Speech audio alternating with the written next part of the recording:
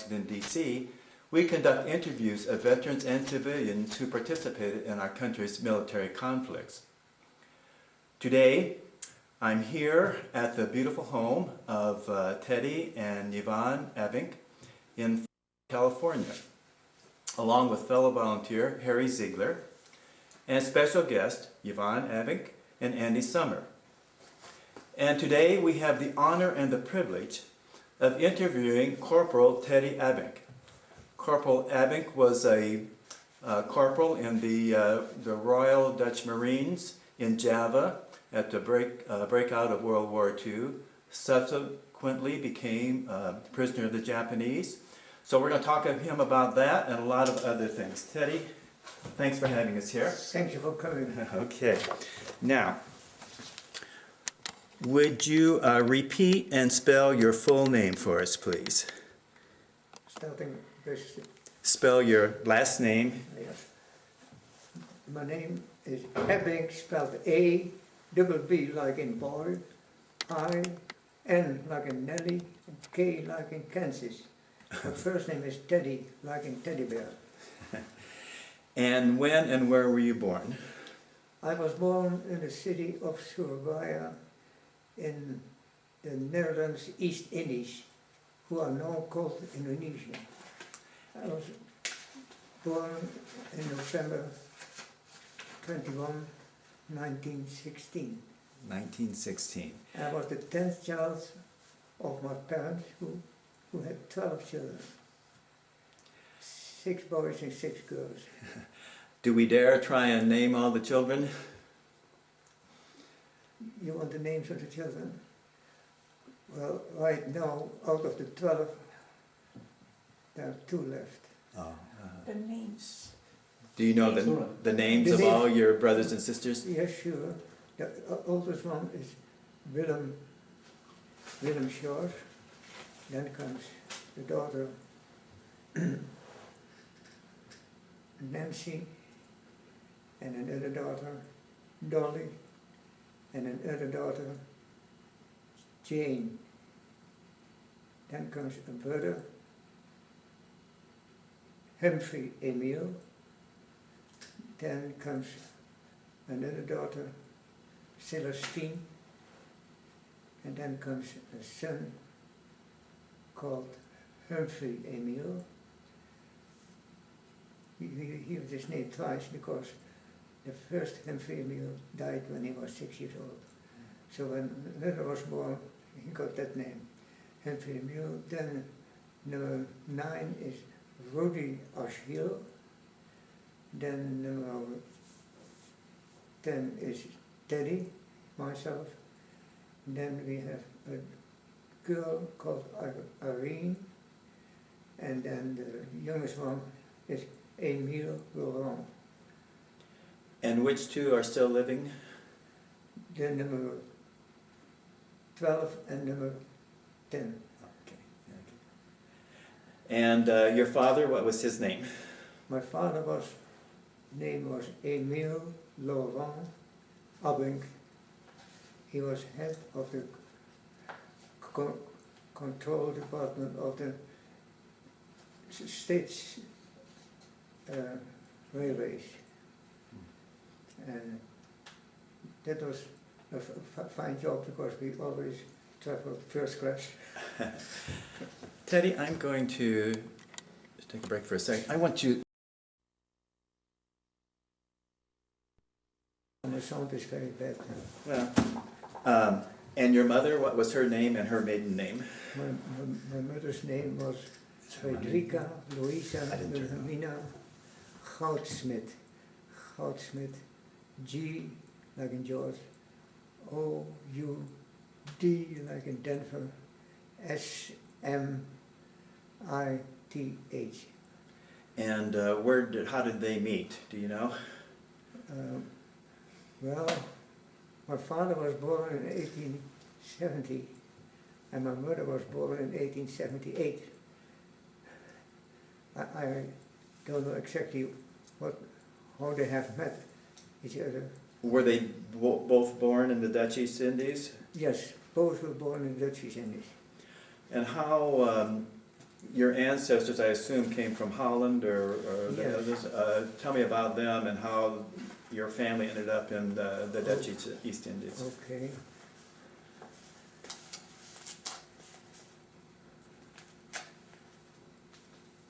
The father of my father was born in Holland. He became an officer. Stop.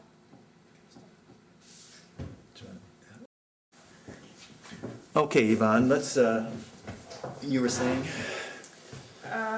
His grandfather was born in Holland. He was the son, the illegitimate son of King Willem II from Holland, with a baroness who was at the court from force to force. From that union came his grandfather. His grandfather was raised at the court. Later on, he decided to go to Indonesia. And that is how come The Dutch East Indies. the Dutch Yes, India, yes. I'm sorry, the Dutch That- East at Indies, that yeah, time, yes. because at that time it was a Dutch colony. And you want to take over the story now again? Okay. Could I ask a quick, what would Yes. have prompted him to leave Holland and go, We don't know. we don't know? We have no idea. Okay. Well, like I said, most of the Dutch people went to the Dutch East Indies because, you know, Holland itself is very small and cold, and in the Dutch East Indies it is wide, more than 3,000 islands. So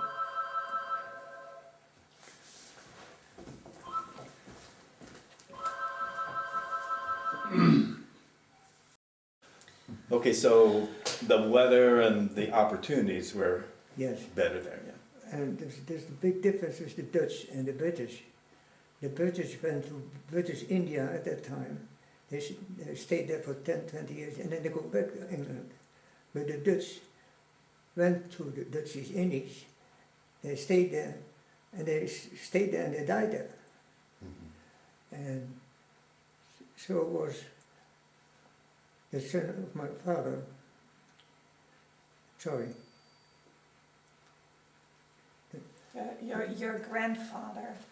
Your grandfather went to Indonesia, My and grandfather, then he was in the cavalry. the grandfather was the son of the baroness, Yeah, we told that already. and was my father born. The request was made because now we have this baroness who is, of course, pregnant, and there was a colonel in the Dutch court who was personal counselor of the king and also a personal friend. So, and that was Abbink. So he volunteered or was asked, we don't know, but he married the baroness, and that is where his grandfather came from. And then when he went to Indonesia, because we are there already, he was at the cavalry. Do you want to tell the story, what Yeah. happened? Yeah, okay. Let's stop for just 1 second here. Okay, so, okay, now we're rolling again. Let's try to be more clear. Yes. A few service stripes. Okay. So anyway, they're in the Dutch East Indies, and so you've had family there when you were born that had been living there for 40, 50 years, something like that, I assume, Something like that, yeah. or 40 years. And so when you were born, World War I was underway. That's correct. Did you have any relatives that participated in that you know of? No, that was 1914, 1916, Right. World War One. Was Holland Holland was- involved in that No. war? No. They were not, okay. Holland was neutral. Okay. Yeah. Does that include the Netherlands? All of Yes, it? yes, all of them. When Germany started and wanted to go fire Holland further to the south, the Holland people say, no, stop at the border. And they listened at that time, not the second time we went through. But coming back then, my father was born in 1870. His father was born in 1820. And his father went to the Dutch East Indies. He was an officer in the cavalry. The cavalry, yeah. And while being there for a long time, he had friends, and two of his friends were always very angry about their commander, because the commander was after the girls. The wives? Mm-hmm. Wife, yes. So they came together with the three of them, my father, my grandfather, and the two others, and they were discussing what to do about it. So they came to a solution. And my father said, well, I'll do it. You both are married, I'm not married, so I'll do it. What did he do? On the birthday of the Queen, there's always a big Parade. very big parade on a very large lawn. Square. The main square. He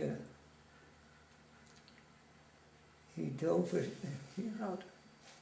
He rode his. he rode his horse over the open field to his commander, to his commander. He saluted, and then he took his whip, and in the presence of thousands and thousands of people, he hit the commander. He was a rank of captain, back and forth, back and forth. So, of course, he was put in jail, and He received the death sentence. he received the death sentence, what is logical. But at that time, when he was in jail, when there was a death, when there was somebody who was going to, Was on death row. wasn't that so? There always a flag was hanging there on a special way. And when one of the persons who were of the Dutch court. A dignitary of the Dutch court. yeah, in Holland, he saw the flag, so he said, who is on death row? Oh, said Abbink. What? Abbink? He went right away to the judge. He said, you can't do that. You can't do that. He is the son of the king. You cannot do that. Let him loose. Let him go. Let him go. So it happened. Oh, yeah. And strange enough, this same guy, my grandfather, he became governor. Well, he did such a bad thing. So he became governor. That was the story then for my father. Was your family very religious? Did you guys go to church a lot and stuff?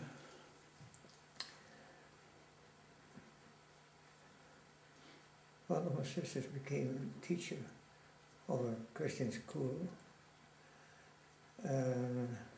But you didn't go to church as a family. The kids were sent to Bible school. Mm-hmm. Yes, we had once a Bible school. What religion was that? Christian, just a Christian. Just Christian, yeah. But the church became important in our family when they grew up. Like I myself, I thank the Lord for so much that He did for me. And I started a Church of Christ here in town with the help of a preacher. But should I tell this? Sure, go ahead. Go ahead. And so in November 13, 1986, it's 21 years ago, a preacher from Long Beach and I were able to open a building. It took weeks and weeks before we got the building because it was very hard to find a place. So I was able to go to the public women's club. It is so. Ja, maar dat wordt lang And duren. I could hire that building. So we started there, and on the first day we thought, who's coming? But at least the preacher and his wife, and me and my wife. But you know how many there were? 55 for the first Sunday morning. And where was that building? In the Women's Club in the in women's Valburg. club. In Faubourg. In Oh, I Faubourg. see. Yeah. And is that still going? Yes, still going. Mhm. Good. And how many parishioners now? Well, we had to move because, No, answer the question. yeah, I have to say first that Yeah. after we were in the women's club so many years, we were asked by the First Church of Christ in Valburg, who had a nice building since 1888, and said, do you want to use our building too? Well, that was much better than just in a Mhm. regular place. So we moved to that church, and that church had about, I guess about 80 people, and we were with about 50 people. But we were so blessed by the Lord because our number of members became more and more and more, and the members of the church of Hier de church. less. So it came after 4 years, I think, that we were asked, can you please find another place? We have to move. Mhm. No, there is very hard to find a place in. And finally then I went to the Valburg Senior Center. Senior Center, and we could hire, rented a local Place there, and until today we still are there. In the meantime, we have been able to buy a lot in Valburg here, but we have no money to build. But and I'm sure that it's grown quite a lot. Do you know about how many members that you have now? Right now, we have maybe, I don't know, no, we might have 50 at the most. But this building we're in is very unkind for us. We have no exposure. And I hate to say it, I found it out later, that apparently the senior citizen club is, when you say you're there, they think about only old people in the congregation. Well, we have lots of young people, but anyway, so that's why we like to build on our piece of Sure. property. That would be Mhm. good. Yeah. Okay, going back again when you were growing up, what did you do for fun? I mean, what was when you were growing up as a kid? as a kid, yes. Okay, then I started when I was 6 years in school, finished the school. No, what did you do Well, for but that's fun? okay. What was the name of the school that you went to? Oh, that was a government school. Government school. Uh-huh. Government school. And did you go with Caucasians and natives? Did they all go together to the same school? Yeah, but there were very few Indonesian people. Indonesian people. It was mostly the Dutch. Dutch and the Chinese, isn't it? Some of the Chinese. Chinese were there too. Maybe in the class 4 or 5 Chinese Oh. and the rest just Dutch.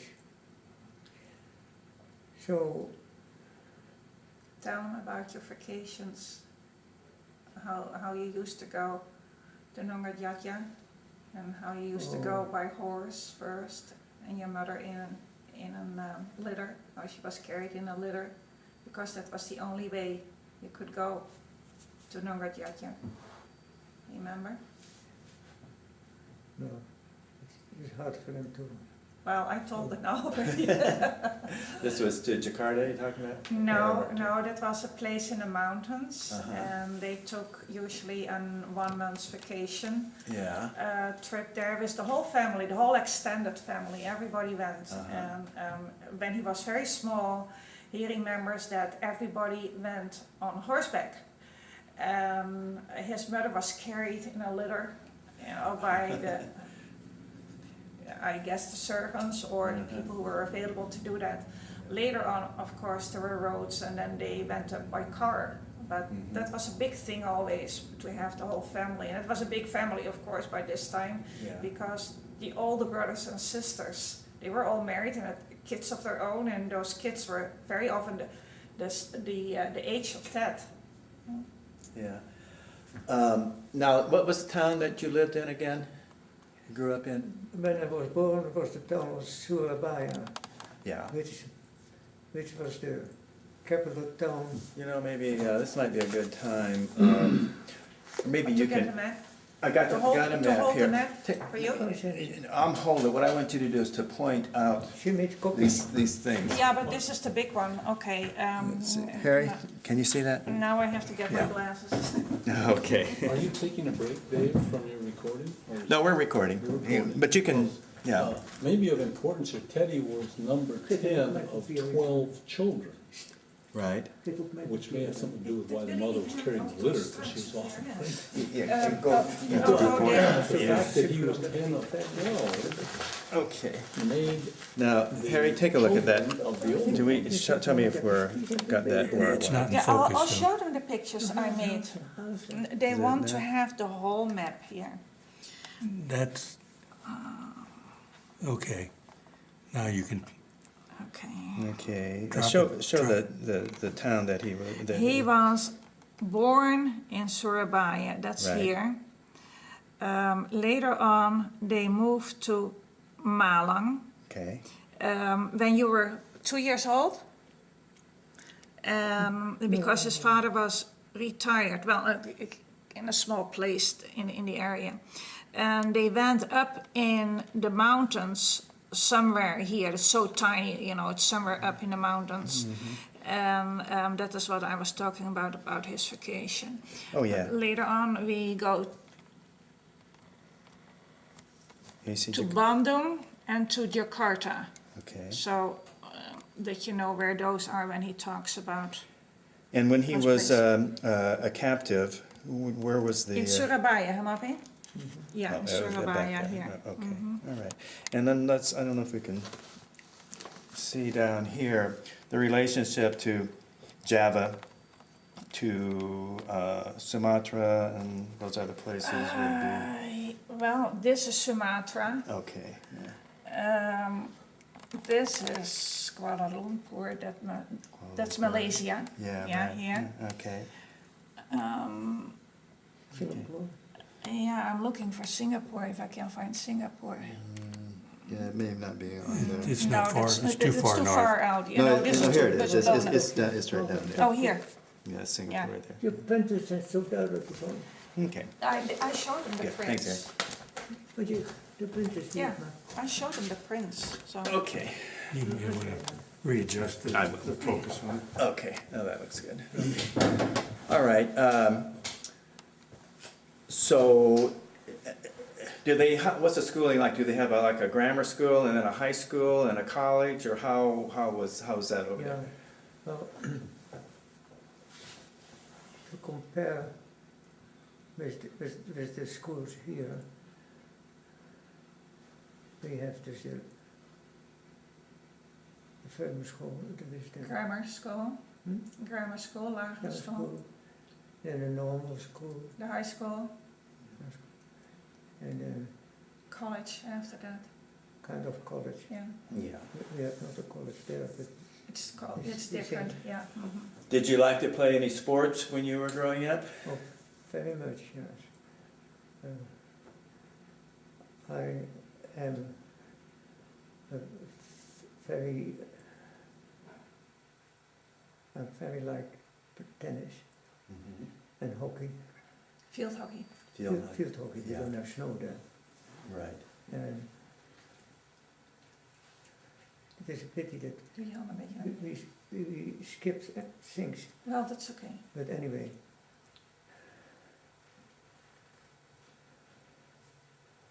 But tell them about what you did for the hockey club when you were working at the KLM.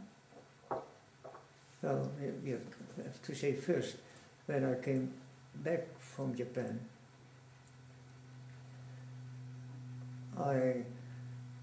we had immediately to make us ready for a new war against the Indonesians, because they wanted their independence. So there was a lot of shooting and killing. I'll tell you what, let's pick up on that later. I'll tell That's you, later. let's run on back. Let's get back to, okay, you were in school. What year did you graduate from, let's say high school, whatever you call it, normal school, whatever it is? What did we say? 16 and So you would have been about 1932? 1930, yeah, I 34, think. in and around that? Yeah, Okay. yeah. So what did you do after you when you finished school? Did you go to college, or did you? Yeah, that was including college That because, was you know, the schooling works different over there. So Okay. by 1913 he had about 14 years of schooling, which is 10 years is high school. It's not for 12 years, 10 years. Oh, I and then see. he started school when he was 5 years old. Oh, okay. So, Yeah. So when you finished college, then what did you do? And when you were in college, what were you studying? What did it you wanted to be? No, Business. my main goal was business.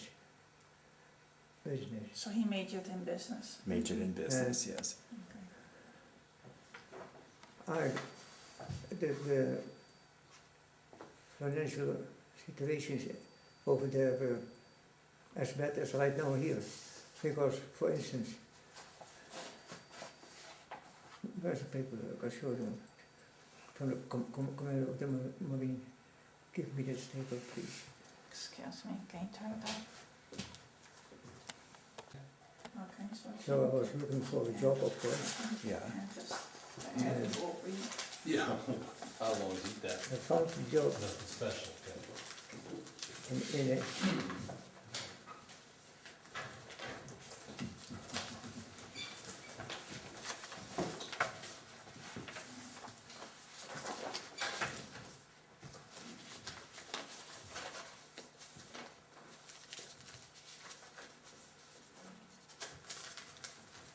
because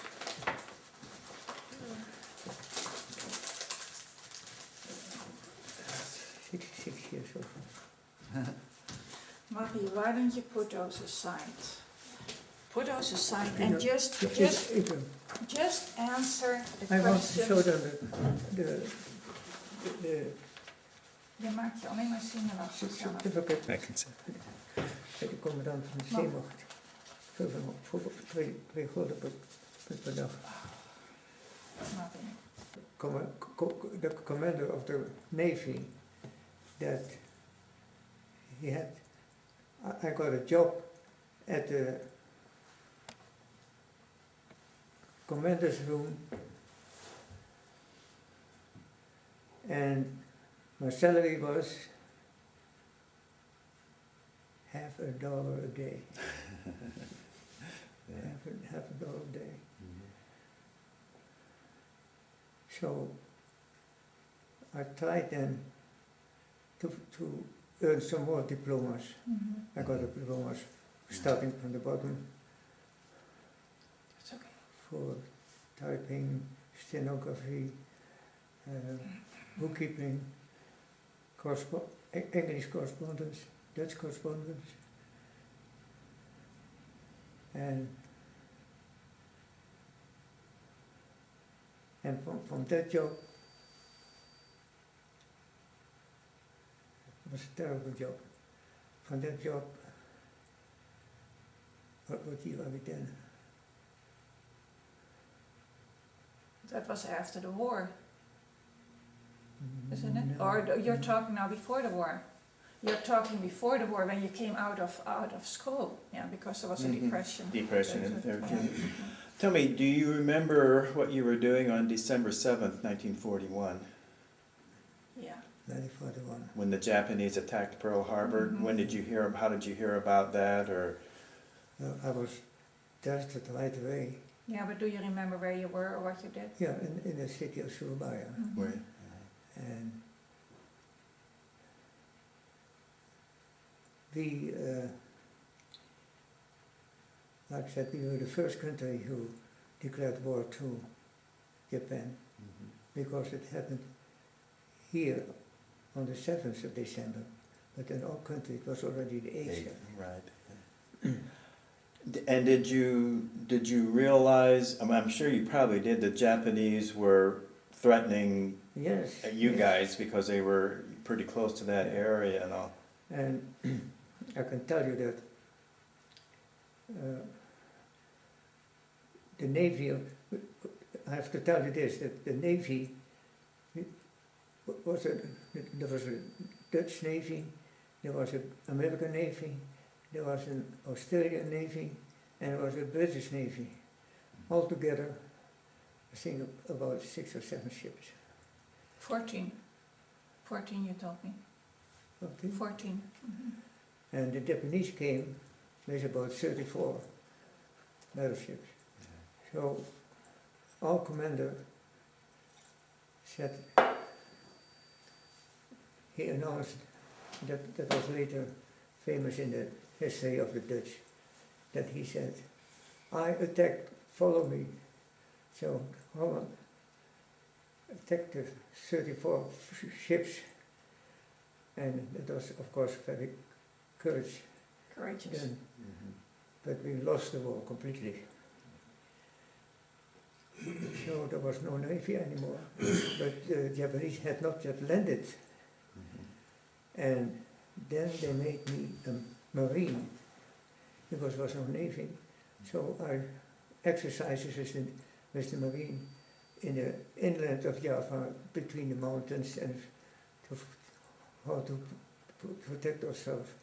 We also did this on the harbor of Surabaya, where we expected parachutes coming from the Japanese. We put the bamboo in the ground with a very sharp point. And there were so hundreds of those things next to each other. If one was fallen on that spot, he immediately was killed. So, and one day, while we had exercise in the shipyard, I saw a high tower, and so I said, well, I'd like to see what's to see there. So I climbed a high tower, about 100 feet or something. It was an open tower, and I had a beautiful view over all the workplaces of the Navy. Hundreds of workers were working there. So I picked up the phone in the tower and talked with my commander. Told him that what I saw. So he was so glad. But that was a big mistake that I did so, because with every attack from the Japanese Air Force, bombs were sort of falling all over, and I was on the open door. Everybody was going into the ground in the shelter, and I was going up in an open spot. Oh, that was in the beginning very difficult, but Now, the ship, Teddy, that was next to the tower, what Sure, happened to Mark. that ship? there was a ship next to the tower. Yeah. Yes, indeed. There were several, but there was one ship right next to the tower. And if the Japanese came with the with the bombers, usually they came with 5. I looked so in the Mouth of the cannons. what do you call that? Mouth of the cannons, I think. No, in the cannons of the. Yeah, the opening of the cannons. No, the gun. Yeah. Uh-huh. So I have to scream then because hey, I am here. I looked so. That happened for weeks. But Well, did the ship And, get hit? I beg your pardon. Did the ship get bombed? No, what does happen? They missed the ships, but there was one ship, was a cruise that was against the wall of where the ship was Anchored. anchored, and there was one bomb that fell right in the opening on the top of on the deck, an opening, and the bomb went there and damaged the whole ship from the bottom. But from the top, nothing was wrong. And because of that, the Japanese came every time they, not knowing that the ship was already worthless. Did the Dutch have much of an air force? Did you guys have many planes to? Well, I'll tell you, the Americans sent off very nice planes, but they were still unopened on the road when the Japanese came. It was very silly. But there was an air force because Yeah, sure. his nephew I was... tried to become a pilot myself. Yeah. And I was already so far. Usually the captain told me it takes 2 days. But when he examined me and so on, he said, no, you know what, I go on this afternoon, so that's over. And the last test that I had to do was, they took blood from my body, and then they put me in a spot where they can pressurize The chamber, yeah. the chamber. And then after about 3,000 foot high, 30,000 probably. 30,000 foot, yeah. They took blood again. And then the captain said, oh my God. I said, what happened? Your blood didn't change at all. It stays the same color. He said, then the growth of your heart is not going as your breast. So he said, come back next year. I was very, very sad about that, but anyway, that was one thing. And yeah. When did the Japanese actually invade? Invaded. Yeah. They invaded more or less. In May, I think it says somewhere in there. I think it was May 41. But they landed, 42. 42. Yeah. Yeah. but they landed Sorry. more on the West Java. Did they? And we were on the East Java, and we were fighting them on the land. They came with planes and we shoot them, we shot them. And They came from little villages, the Japanese, and we were in those villages, and they could kill them. But then it happened that the Japanese, it took them too long to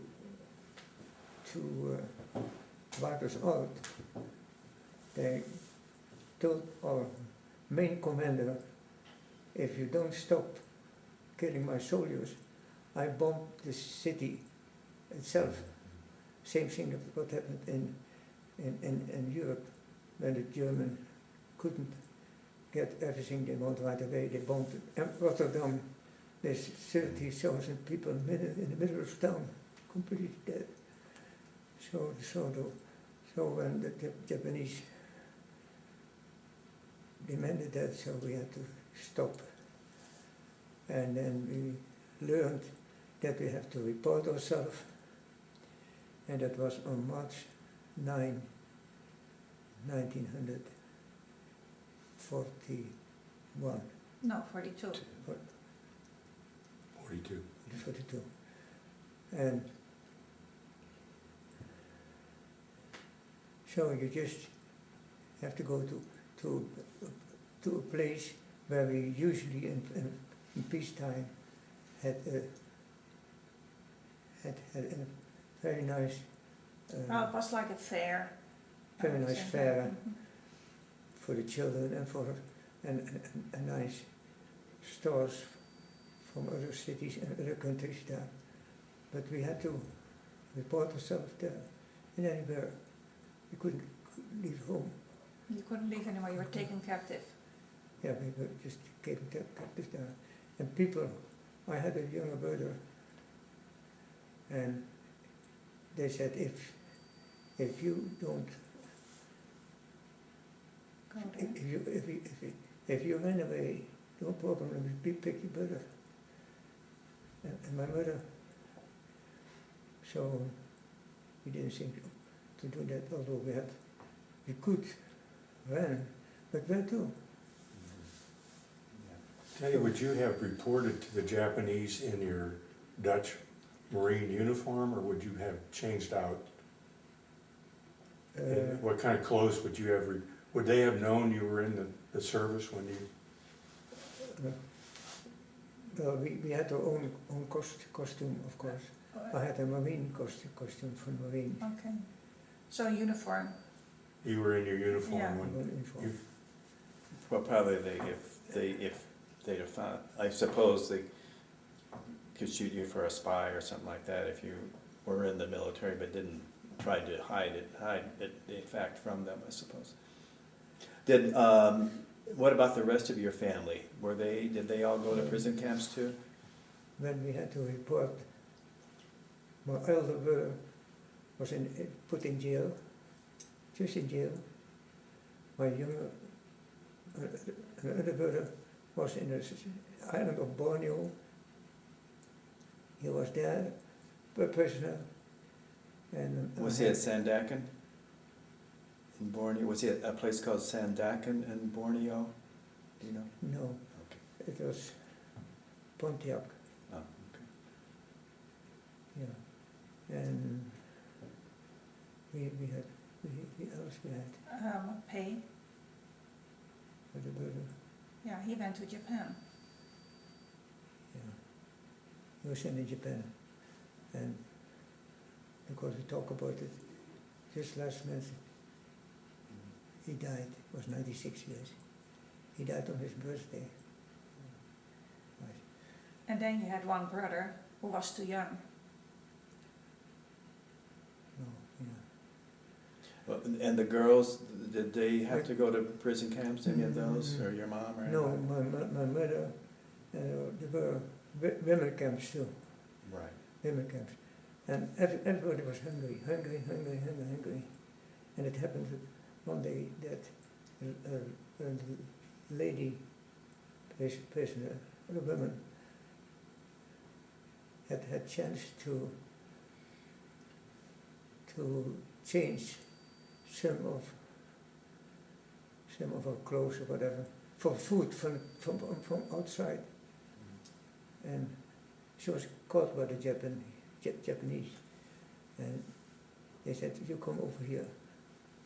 Middle in the plane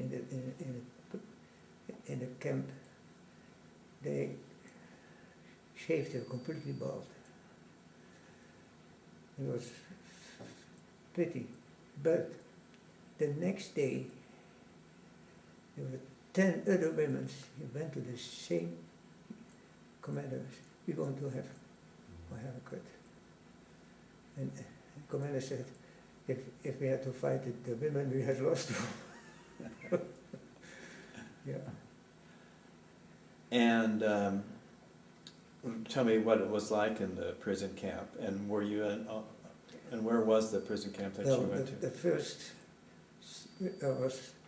I reported myself on March of the year. And then after about 6 months, I think, they shipped me and some others to Singapore. In Singapore, by the British, we were there 1.5 months In a Changi camp. in Changi camp. And What kind of camp? Changi? Changi, Changi.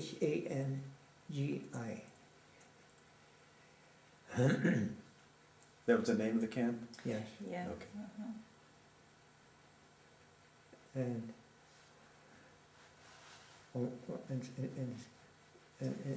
in that camp, I saw beautiful coconut trees with nice coconuts, and we were so hungry. And said, well, okay, I'll clap. But that was hard. It was pine, it was very lot of strength, and we came there. And if you come on the top of the tree, well, you cannot pick them because it's a big Stem. stem on it. Mm. So I just cut it. You turned Yeah, them, I right? just Twist. hold the trunk with my hand and with my hand. I just tried to find them, but it was that tight. So I said I better go back because otherwise I have to fall. And I try backwards, but I couldn't stand anymore. So I let loose. So I went through the rough trunk. This was completely yeah. I wanted to ask you, prior to World War II, were there many Japanese people living They're in they are Dutch East? beautiful stores, very, and cheaper than others. We didn't know that they were, the salesmen, they were officers. We didn't know about it. We didn't expect it to war at the time, of course. And when I was working, after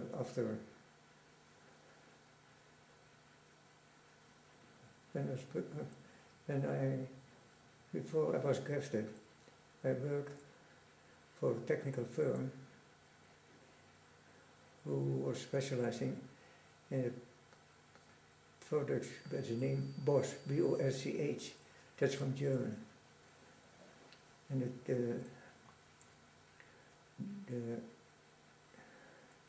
the head of the store was a German. No, Austrian. And the technical guy was a German. So when Holland, No, when the war broke out, when the war broke out, yeah, World War II broke out, and then they were both picked up because they were Austrian and German. Mhm. And This would be like in 1939. yeah, something like Right. that. And then they were both taken to prison, and he brought, one of the guys, he brought a suitcase with clothes, because he had nothing, you know, he was at his work and he was picked up. So he went to the guy's home and he asked his wife, "I'll pack me a suitcase with whatever he needs." So his wife did that and he brought it to prison. Well, he didn't know, but he found out later there was a revolver in that suitcase. Oh. Yeah. So. Teddy, the language that was spoken, did everyone, when you went through school, just speak Dutch, or were you bilingual with the native languages also? No, just Dutch.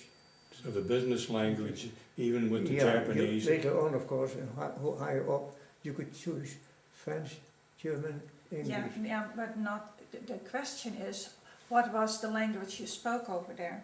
That was Dutch. Dutch. But Dutch with the servants. And Malayan, that's the, Yeah. the language of the people from the country.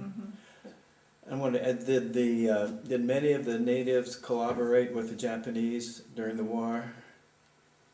Well, the Japanese were fighting the Indonesian also on certain moments, because I remember that an Indonesian, he had a flag, red and white is the color of the Indonesian. Flag. He had it in his purse here, and the Japanese saw that, and he took it out and he said, "Open your mouth." He put it in his mouth. And another way that the Japanese were really, really very, very Cool. very cool was that on November the 11th in 1945, I think. But were that the Japanese, that were the Indonesians No. that did that? No, Japanese. Oh.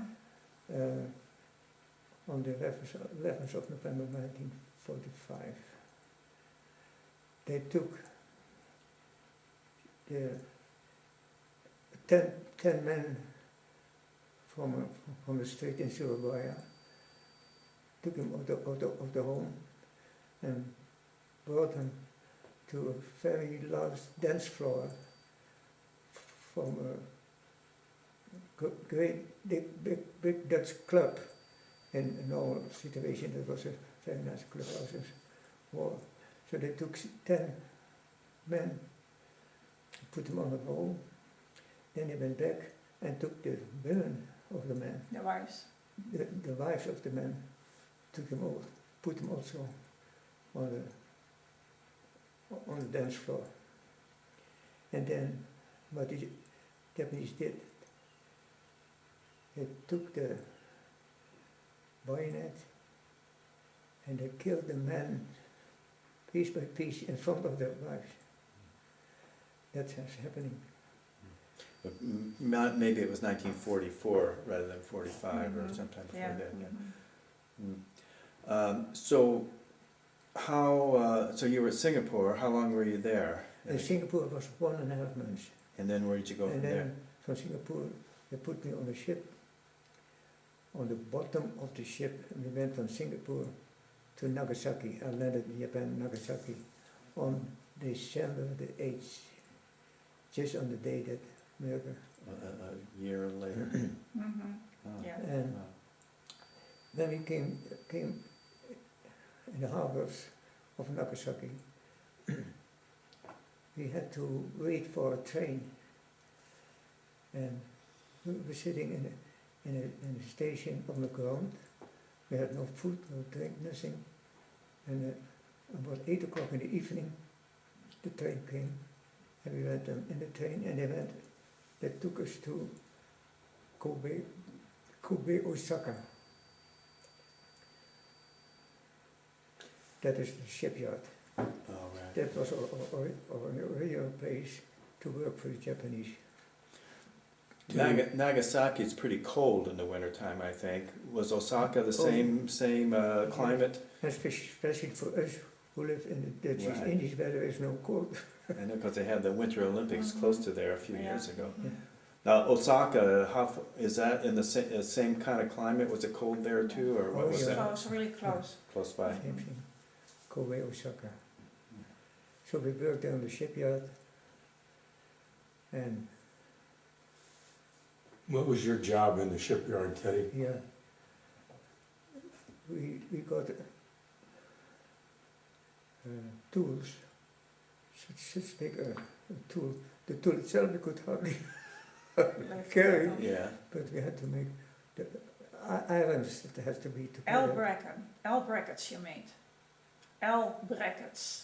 I don't know what it means. Like Well, we angle iron yeah, or something like mhm, that, yeah, brackets yeah. for.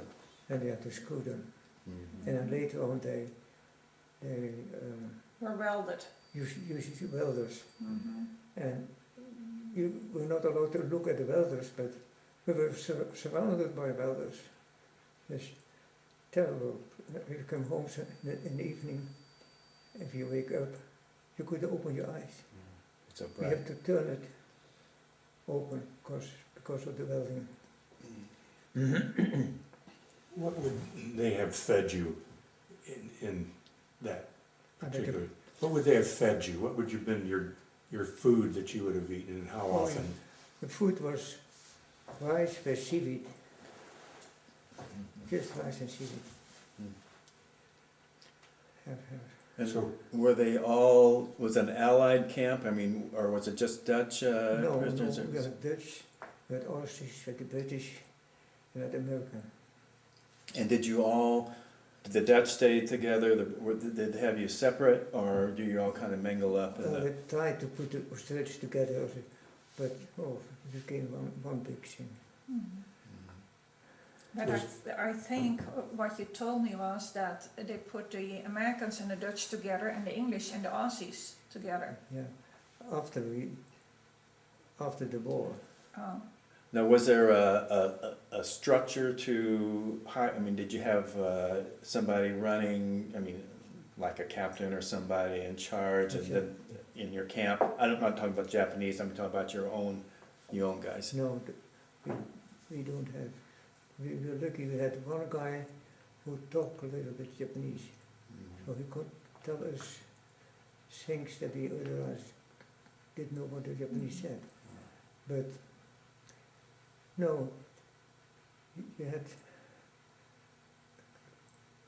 the Aussies were as much as possible together, the Americans too and the Dutch too. Did you get any news from the outside how the war was going on at all? No. No. And that was, The 80-year war. yeah, while you're talking that, at that time we were thinking about the war in Holland. Holland had a war against Spain for 80 years. 80 years. So we said, oh my gosh, if we know You're going to be here for 80 years? Teddy, was it a life or death thing in the camp? Did a lot of people die, or were the Japanese a little better there? No, they were just in the food. But Just not enough to eat. you don't die, but So you lost a lot of weight. Let's hold that thought. I need to. Okay. So we're going to talk about. Is this a friend of his in the shipyard? The Sam you were talking about. No, this happened. One of the guys in the camp, In the he camp, was yeah. in, and yes, they all became friends. Yeah. Sam was one from West India. He was black, more from the Dutch West Indies. Yeah. Suriname. And he was very strong, but he couldn't Stand the cold. he couldn't Stand the cold. stand the cold. Yeah. And one time he was able to change his raincoat on the shipyard. There's another Japanese guy for food. So, but he was caught. Oh. And he was brought to the camp, and he was hit and over hit. But since he doesn't care, hitting doesn't care. So when we went back to the camp, he was hit again. But there was a Japanese, was a prisoner of war, Dutch prisoner of war from Suriname. Ja, oké, dat hoef je niet te No, No, no. no, you're for Oh, the sorry. camera. What he's talking about, he had a friend who was a I black guy know from the the story. West, Yeah, you know, he knows the from the story. West I know the Indies. story. Yeah, okay. Everybody was looking for extra food somewhere. And anyway, he was hit again. And when he came back in our camp, he was hit again. But he just stayed calm, and that aggravated the Japanese more. Instead of that he was crying or screaming. So they said, you know what, Sam, take off all the clothes, put it naked. Star naked. And there was in the middle of the winter, and there was one room, solid doors, or solid windows missing. Without doors and windows. They put them there. There's no fire, nothing. In the cooler. And he, after a day, he started screaming because he couldn't hold it anymore. Yeah, it was a very unpleasant scream. And 2 days later, screaming stopped. Yeah, why? He was dead. Oh. It's just dead. How many people would have been in that camp? Yeah, I wish I could answer that answer. Well, we figured it out. We thought, we tried to read the scenario, Yeah. and we think there were about 80 people in a hut, yes, or a barrack, whatever you want to call it. And there were 6 of those barracks. So we think about 500 people in that camp, but how many camps there were altogether, I have no 400, idea. maybe 400. Did you find any of the guards that might have been Christians and been better than the average guard that showed? No, but we noticed sometimes that the Japanese were also tired about the war. And then your Henshaw, that is the guy for whom you work on the shipyard, he said, oh, America, boom. Yeah, good, boom. I said, oh, that's for the first time I heard something. Did any of the Japanese speak Dutch? No. Or probably some of them spoke English, I would think. But And one time I was working with a Japanese guy with electric machines On the shipyard. on the shipyard. And we had to cut, I call it, maybe it's a special name here, it was iron, Yeah, an L bracket we figured out. An An L L bracket, yeah. Mhm. and I had to cut them, maybe, but they were very long things, and I think about so high for a special reason, cut it. And if there were already a lot here, then I just called Crane. the crane. The crane came, picked it up, and brought it somewhere else. But what happened one time, I had a young man from Indonesia, that is, he was from Madura. He was, doesn't matter. But anyway, he was my helper. And one time I had cut several one, and then I called the Crane. crane, and he put the iron around the iron, and the crane started No. to pick the iron up, and I saw that with his hand up on the bottom. He said, stop, no, it was, no. His finger That was thing- in between God, the iron that he had bundled, or Mhm. And he lost his I finger. had to take him to was a hospital. Yeah. And in my presence, he cut, there was the ring finger that he cut. Talking about a hospital, you make them think that there was a hospital, really. Your doctor was what? Oh yeah, A veterinarian. veterinarian, Yeah. a Dutch doctor. Could you get sick? I mean, if you got sick, would they let you stay in the barracks, or did they make you work? Yeah, in the first place, in the winter, several of us died because we had lice, and it was terrible as you feel. So what you could do is went outside, take off your clothes, and hang them out, and the lice They died. died also. But the person who was standing there for maybe 15-20 minutes, he caught a cold in the middle of the winter without clothes. So then if you see him next day, he's not in. Where is he?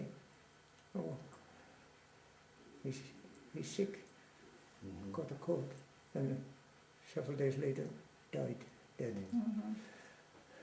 Did you, as we're getting towards the end of the war, do you remember seeing American planes flying over? Oh yes, and how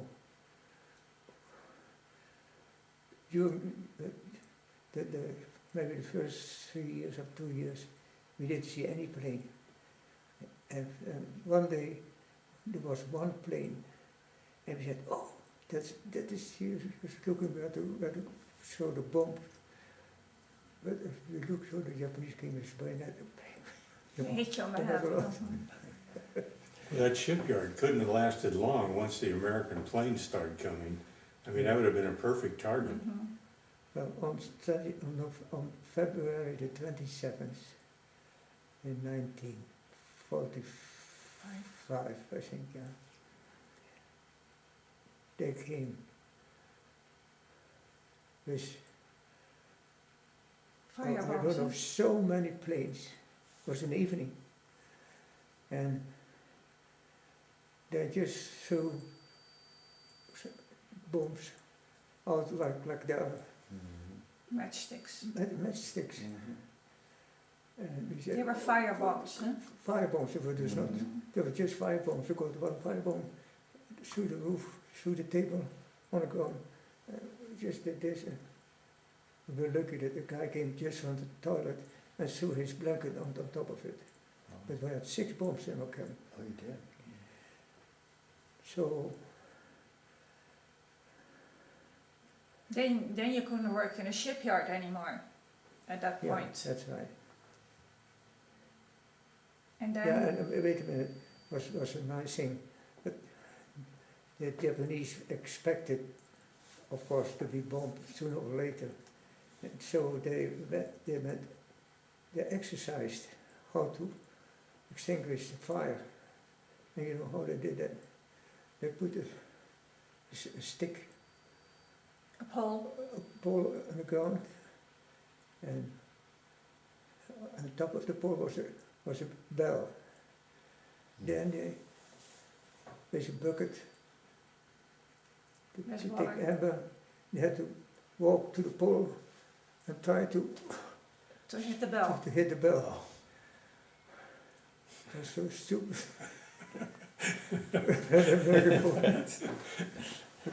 we were laughing and we said, well, Was there much humor at all in the camp, I Teddy? got Was there much humor in the camp? Were you able to find things to laugh about? to laugh about. You know, No, we talk day and night about food. Do you know, remember that restaurant at the corner there? You know what I did? I used to, because I have a big family, also was a birthday family, then there was extra food there. So, and I tried to remember that in a personal program. So if I know today is the 14th, Mhm. and say on the 30th is one of my brothers or sisters' birthday. So what I do then is I gave my bowl to somebody else, and they like to have it, but one thing, I want it back on the 30th of the month. Okay, and so on the 30th of the month, I couldn't believe it. I had food. You had sometimes 8 bowls. The next day I had diarrhea. Yeah. Did any Red Cross parcels come into the camp at all? Oh yes. And yeah, we were bombed by the B-29s. They threw parcels. And what was so nice, on August the 31st, which was the birthday of the Queen, the parachutes had the colors of the Dutch flag, red, white and blue. That was so special. The Americans at that moment so appreciated. But when they bombed it the first time, the Japanese, they couldn't find the planes, and then the bombers put on the lights on the plane, like to say, here we are.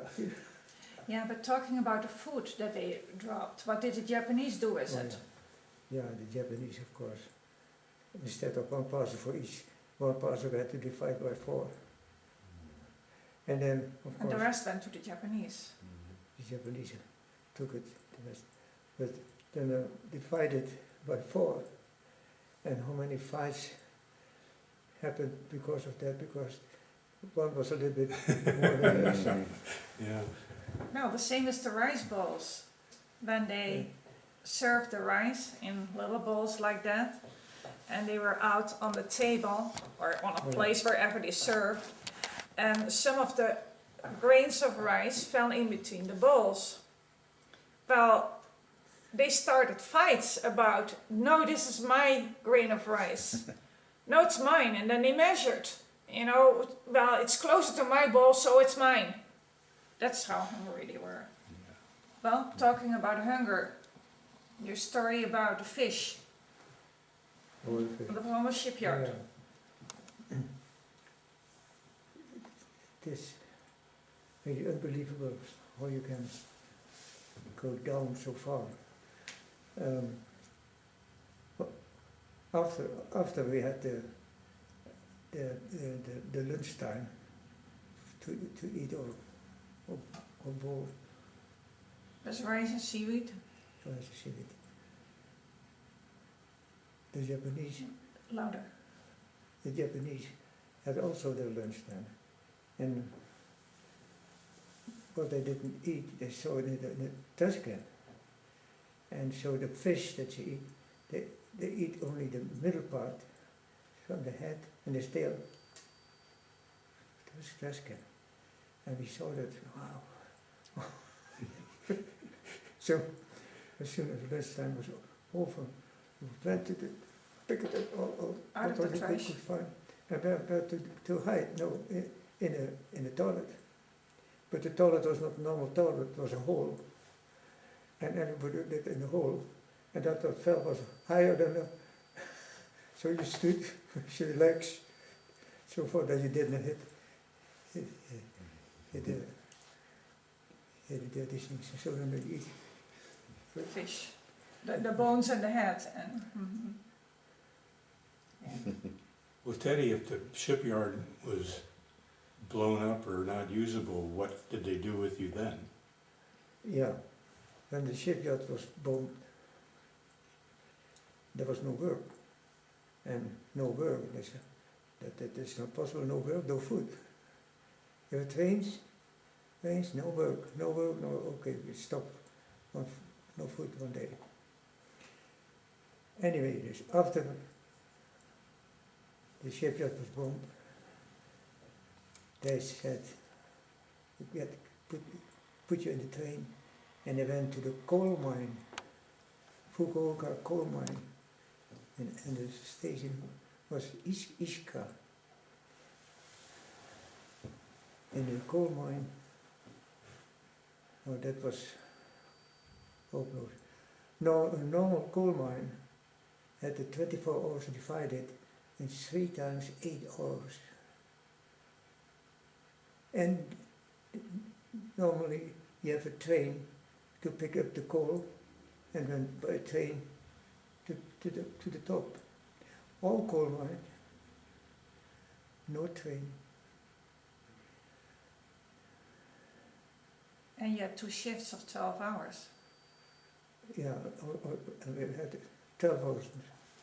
12 hours working in the coal mine, and then with almost no food. After 12 hours, back up. 822 steps up.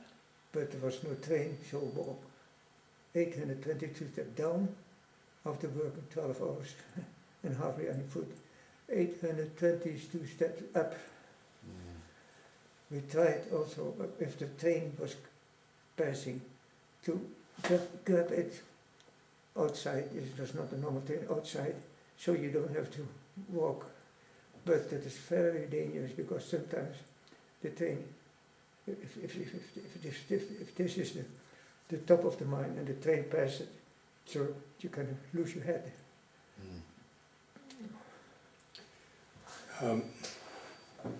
How much did you lose weight to, Teddy? What did you weigh by now? Yeah, well, it looks like, if you see the pictures, what happened in Germany with those Jewish people, something like that. Yeah, I you had didn't no have- idea what weight, there was no scale or anything like that, but If someone died, did you have to bury him, or did the Japanese just... No, that happened one time, that we just were bombed by the Americans with food, and everybody was glad to get food, food. And the doctor came, said, who wants to pick up the ashes of John so-and-so? And when nobody said something, but when I listened, I said, okay, doc, I'll do it. Because I never had it, so I want to know what it is. So I got a box, a wooden box, so big, with a lid, and I got a paper. And I walked to the cemetery. crematorium. Hmm? Crematorium, actually. Yeah, where they Yeah, burned, cremated the bodies. the paper, when I came there you saw 2 iron doors, and an old man was sitting there. I showed him the paper, said, okay, in that door, so that they don't take their own ashes. So we went into the door, and we pulled it open. There was a bed, just a bed, but from iron, an iron bed. And then you see and just like ashes of a cigarette, that the whole body was. Go ahead. Anyway, so, and the doctor had said, you cannot put everything in the box. The box was so small for all the bones. But take every tooth that you find, pick that, because that will not burn. And so the Japanese want to give me some Chopsticks. chopsticks. I couldn't do this, so I did it with my hands. And he said, start from the top, piece of the head, piece of the breast, and so you go on. And then the ribs were pretty long, well, too long, okay. You just Break them in pieces. Break them in pieces. break them in pieces. And I thought, if his family would have seen this, terrible. So did you bury the box somewhere? What did you do with the No, box? the box was just stored in a special room by the Japanese. That's the name of the, so probably to send back, send to the family or just keep themselves. Tell about when you were too sick to work, what you had to do. In the hills. You had to dig a cave. Yeah, one time, what was it? How come that it? Oh yeah, what happened was, I was working in the ship, on the ship, No coal mines. on the shipyard first, and I fell over iron, and I had a streak, a whole Stripe on his leg. stripe of red of blood all the way going on here. And the doctor said, but you have a poison. So he treated me with, I don't know what. Well, he operated on him for 3 times without anesthesia because that was not available. There was no, But anyway, then you couldn't work, and then Oh, they yeah. sent you. Well, let me ask, was the doctor, was he a Japanese doctor No, or a the prisoner? veterinarian. A veterinarian, he The was the vet, veterinarian. okay. Mhm. Yeah. a Dutch, was a Dutch Yeah. doctor. Right. And then he was afraid that he had cut his tendons so that he couldn't walk anymore. But that turned out okay later on. Yeah, there was a bubble. So he took a knife and was such a cut in there, and 2 Japanese had to hold you. hold him. And so they cut there. And the next day there was gone, but the next spot was another bubble. And when that was done, came a third bubble. I still have the Scars. scars. But anyway, talk about the time you had to dig into the mountain. Oh yeah. Well, after that happened, this cutting my legs there, the doctors, well, they said, I think I make a mistake. He thought he had cut the tendon, this tendon. This I couldn't move my leg with my foot anymore. So the Japanese said, no work, oh, no food, but we'll take it to a spot. We went to a hill with shovels. We had to just open the hill. And later on, it was mentioned to put, if the Americans were landed, they put us in the hole. They didn't want any evidence of that they had prisoner of wars. Do you remember did you hear about the atomic bomb being dropped? Oh yes. Yes, for me. Because they flew over us twice. You were right in the middle of Nagasaki and Hiroshima. Hiroshima, yeah. Did you ever get to Iwakuni? I beg your pardon? The Iwakuni was a harbor between Nagasaki and Hiroshima. Did that city ever get on your itinerary when they moved you around? No. No, I No. don't think so. And but it happened then that after Hiroshima, I learned later that MacArthur, after he had the atomic bomb in Hiroshima, then, and he told the emperor to stop the war. And several of his assistants from the emperor said, "You have to stop." But he didn't want. Okay, no one. Duidelijke praten, Albi. Second atoom in Nagasaki. And then the war ended.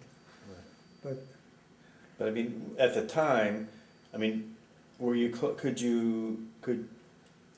did you know that they had dropped, that when you were in the camp, yeah. did you know that a big bomb had dropped? I mean, nobody really knew what atomic bomb was or anything, or had you heard any rumors or anything? maybe, well, first, after the first bomb fell in Hiroshima. Yeah, and then the second one. But did you hear anything about it while you were a prisoner there? No. Were you aware of it? Mappy? No, we learned from some of the Japanese atomic bomb. They were talking, yeah. So, when did you know that you were going to be free? How did you find that out?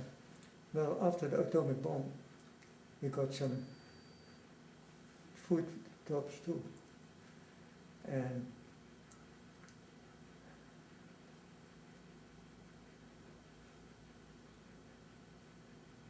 then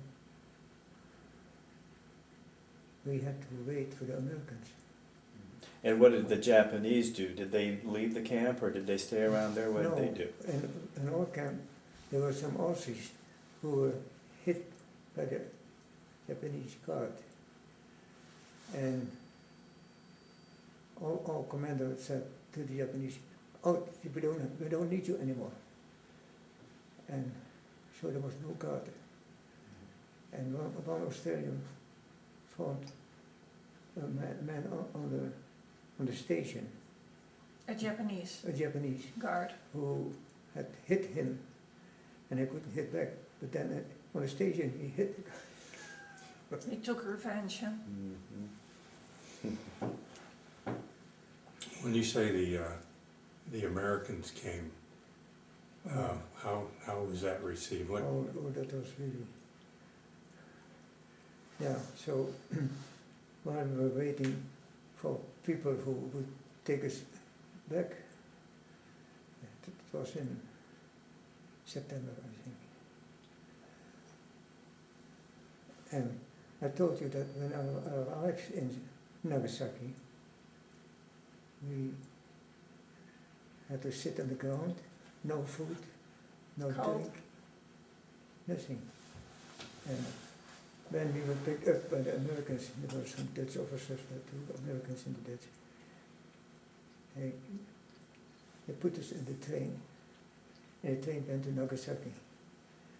And came to Nagasaki, on the same spot where we had so-called, there was an American band. Big band with music. Oh, I couldn't believe it. But on that spot I was so hungry. It was so nice. And the first thing I had to do, show off all the clothes because of the lice. So take a shower, after the shower, DDT.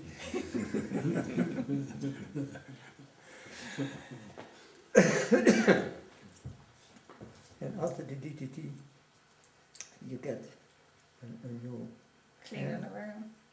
clothes, underwear, and so on. After you have your clothes, next one is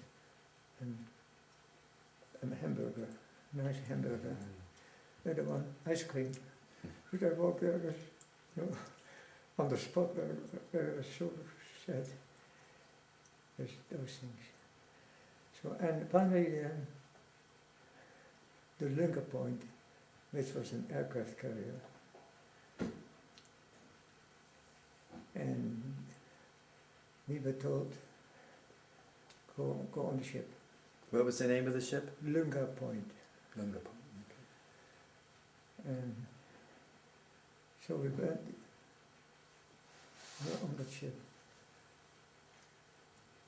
And we were so glad. And then the ship left Nagasaki to the Philippines. The same day that we arrived at the ship, the commander of the ship said, "Listen, I'm your commander. I'm honored to be the one that brings you back home." He said, "Feel yourself at home." Okay, so after 4 days, we arrived in Manila. Then the same commander came again on the microphone. So once again he said, "I want to tell you that I'm proud that I'm the one that take you you back. But he said, only one thing I want to let you know. What is statistic? You have eaten 4,000 measures of crew. What flagship was this ship? What country? Handen uit je gezicht. Probably an American Lunga Point. Like, that's probably an American, probably a Jeep carrier, I would imagine. That was That's sent. Did about you the only have- ones that were around. Did you have a Dutch interpreter with the Americans, someone that could understand what you all were saying? Oh no, in Holland you have to learn English, French, Oh, so you Dutch spoke and English German. Yeah, well sometimes, also? yeah. We have to mhm. learn French, Yeah. German, English, Mhm. and I talk Indonesian And of too. course yeah. Indonesian, so he knew Now, when 5 you were languages. on that ship, was it, again, the whole mixture, or was it just you Dutch guys on the ship? Oh, you mean on the Lincoln On the Point? Lunga Mhm. Oh no, You was everybody. all of them. all of them. And I wanted to ask you, did you have any contact with your family or anybody when you were in prison camp? I still have, I think, a card. My girlfriend in Indonesia sent a little card for me. And there were, I think, only about 4 or 6 persons who received something. And I still have the card. And what was her name? Josephine. Okay. Now, because I meant to ask you if you had anybody special back home, if you were engaged, or had you been married by this time, or when you went into when the war started, or anything? No. There was no time, I think. You had a girlfriend. But you had a girlfriend, Joseph. How long had you been going with Josephine? So, forgot. When I was thrown in the coal mine,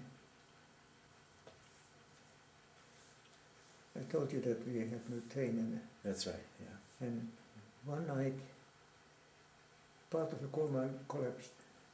71 Japanese were killed. But that was the day off.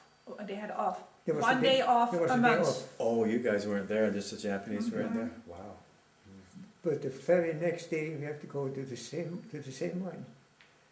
And no, you guys you didn't know you see, everything black. But you didn't, while you were in the prison camp, you didn't know what had happened to the rest of your family? No, not no. Tell you one thing, when you work in a coal mine, when you go up to the top, you're not very clean. Did you have to live in that type of filth every night, or was there a way to clean up or anything after you were in the mine? You could take a shower. Okay. I remember one day I wanted to take a shower, and I took the towel from From a rack. from the rack, put it on me, and walked so to the bathroom, To the showers. to the shower. And arriving at the shower, I took off my towel and hang it up there. And there was such a big scorpio on my towel. So, I was born November 21st, that is the tail of the scorpio. So, from the Philippines, then they shipped you back to Indonesia? Yeah, in the Philippines, we were there just a couple of days, and our Dutch commander said we have to exercise because we have another war to fight on Java. Against the Indonesian rebels. What is now happening in Iraq. Iraq?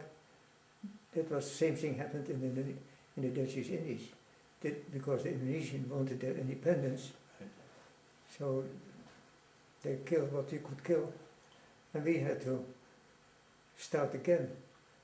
And my commander started with asking so many of us to march and to exercise. But then the American commander came. He said, "Sir, no, I don't want you to do that. You just came." Out of one war. Sure. When you were in the prison camps, were you still considered in the military? No, but because there was several Sure, private. sure, because you were discharged in 47 out of the military. I mean, did you get paid for the time you were, for that service in the prison camp? Did you get Yeah, anything? I think about 10 cents a day, something like.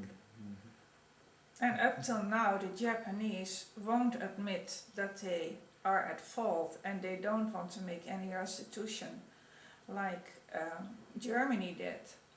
But Japan just refuses, and they rewrote their history. Yeah. Yeah. So they were the victim.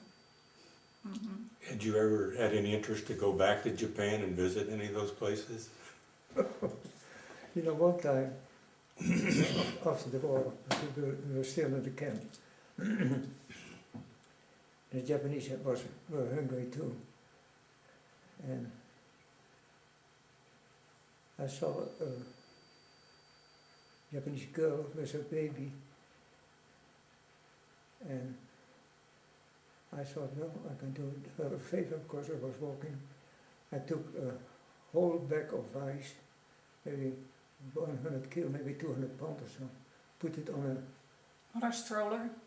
a stroller, and I threw the thing in front of the door. She was so glad. She gave me lady clothes, Yeah, like No, an not material, the not material. only material. Material only, yeah. Mhm. That's very nice. Mhm. When you went from the camp to whatever port you went out of, do you remember where you sailed from in Japan to go back to the Philippines?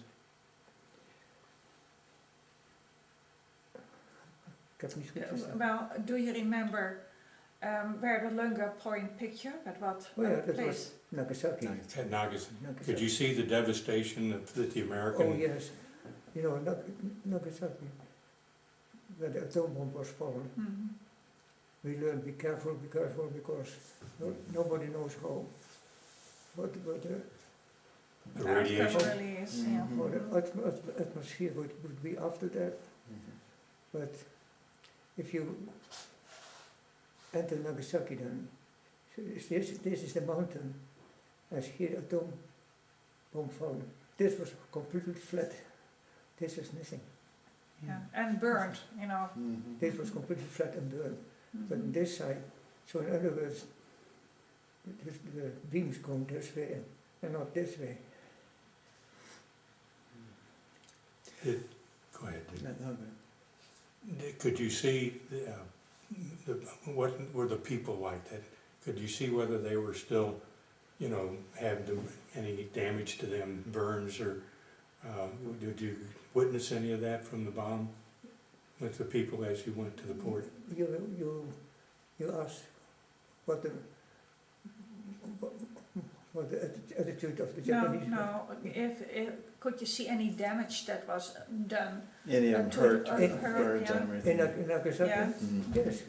One No, to the people. or to the people.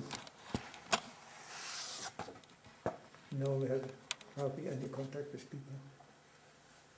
It was so nice on the Linger Point when I was from Nagasaki to Manila.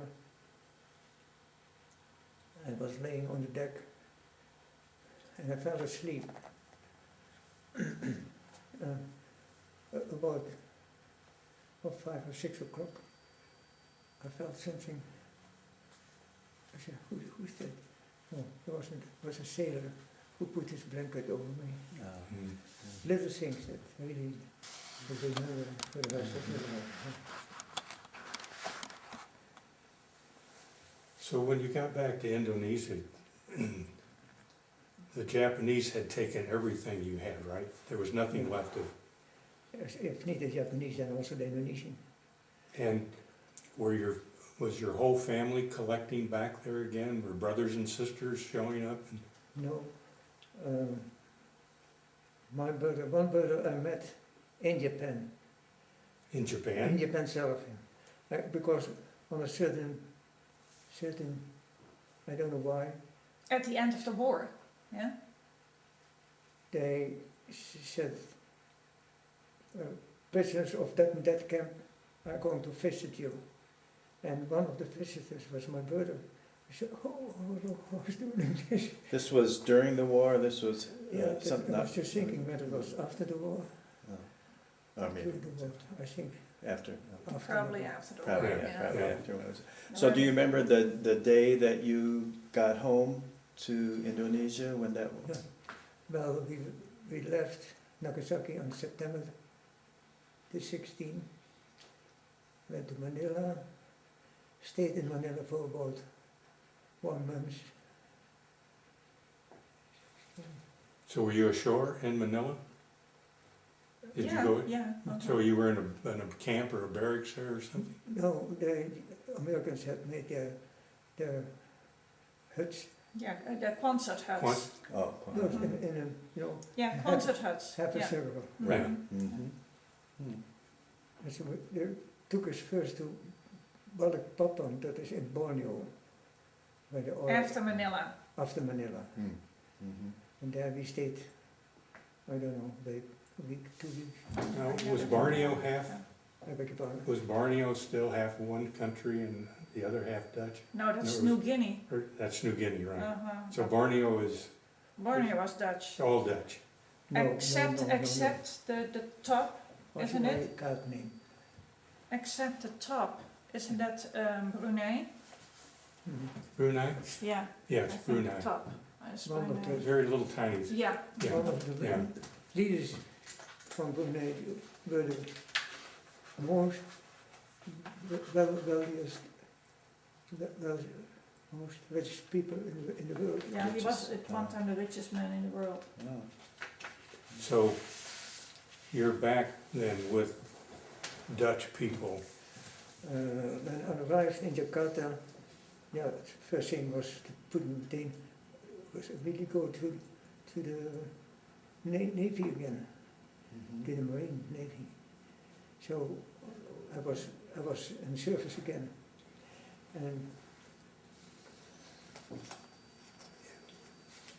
and what happened also is it happened that for the first time in the history of Holland, there were about 50 girls joining the Navy. They had a special name, called it Malva's. That is Marine. I don't know. Anyway, they were just like the boys. Had also a costume, but they Uniform. were just girls.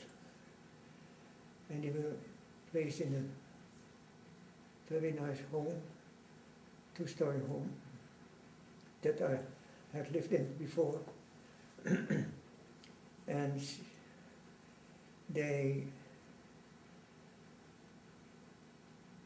stayed there, but they must be guarded. And I was told by the commander,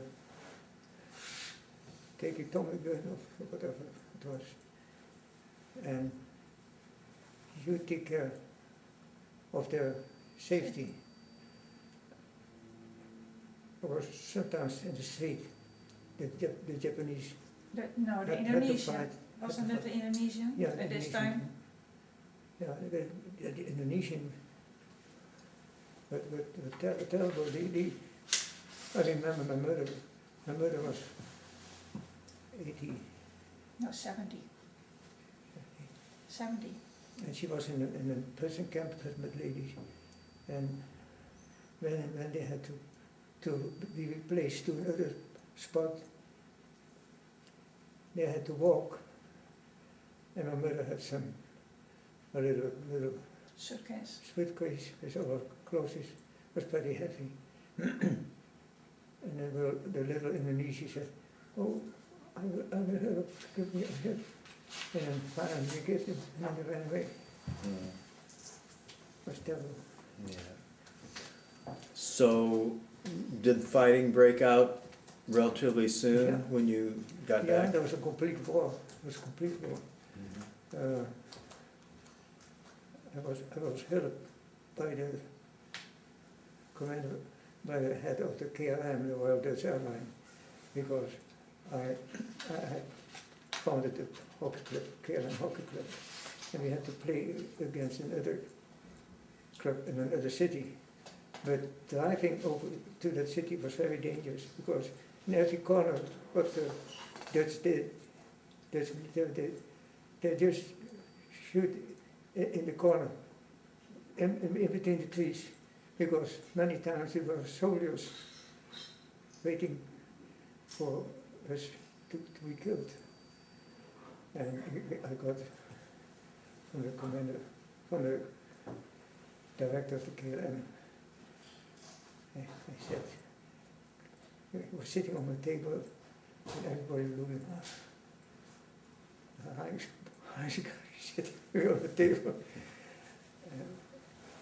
And his daughter was also a member of my group. Yeah.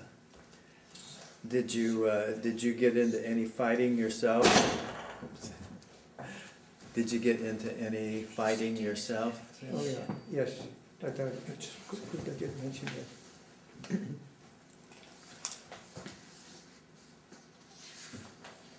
Can you stop for a minute? She has to give him some medicine. Oh, sure. Asking you, did you get into any fighting yourself during this time? One day when I was working at the shipyard, I had a good day and it went very, very fast, the cutting of the iron. So my Japanese boss said, okay, so that's okay, you can go. It was at about 4 o'clock. And at 4:30 he said, you can go. But I didn't speak Japanese. So when I arrived at the place where we used to come together, to walk into the camp, I came there and the Japanese guards, they looked at the clock and they were screaming and yelling to me, letting me know that it was too early. It was maybe 15 minutes too early there. And I tried to explain to them, Hancho, so Hancho. No.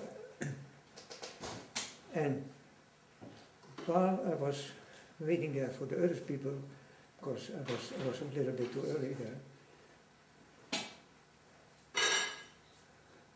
and the Australian group came, and the Japanese guard were talking with the head of the Australian group about me, that I was too early, and so on and so on. And that guy, the Australian guy, was yelling to me, screaming to me, can you keep your mouth shut, because I feel, are we enemies too? Or are we together to fight the Japanese? And you are screaming at me.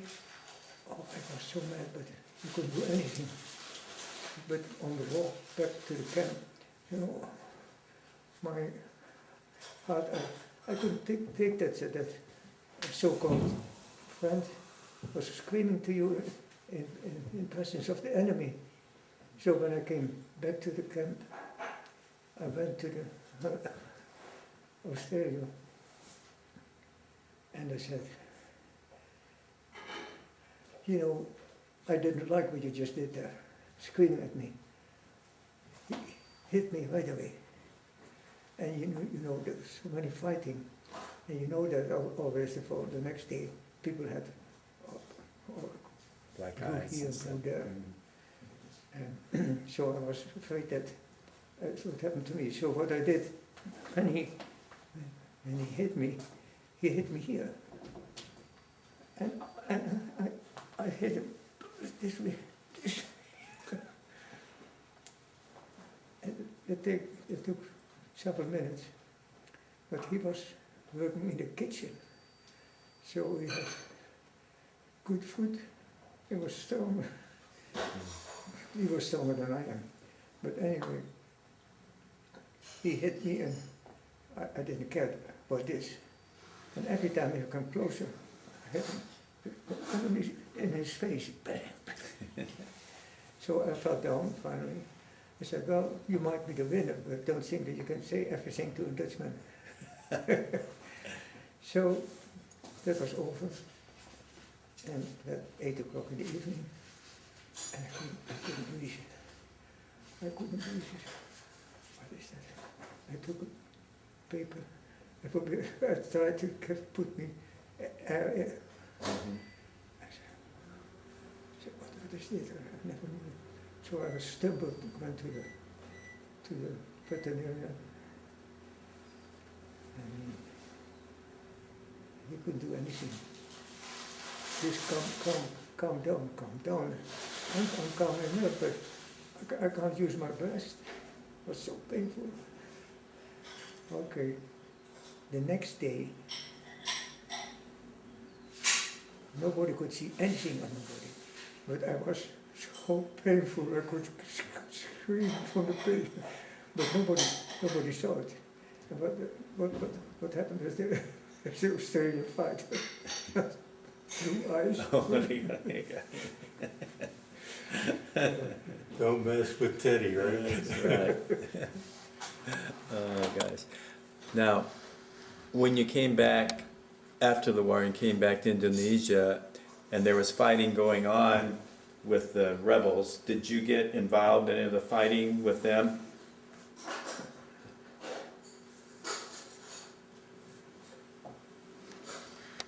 No, not me, because I only was a guard. I had a guard at home. Oh, yeah. So I was stationed there. Uh-huh. I couldn't leave that place. Yeah. Teddy, what was Indonesia like after the Japanese left? Was it still pretty much the same, or was it kind of destroyed like some of, had they damaged it a lot? Were the buildings still there that you remembered? Or? No, maybe it was damaged, but it was not so that you really saw something. No, I don't remember. And how long did the fighting go on with the rebels when you got back?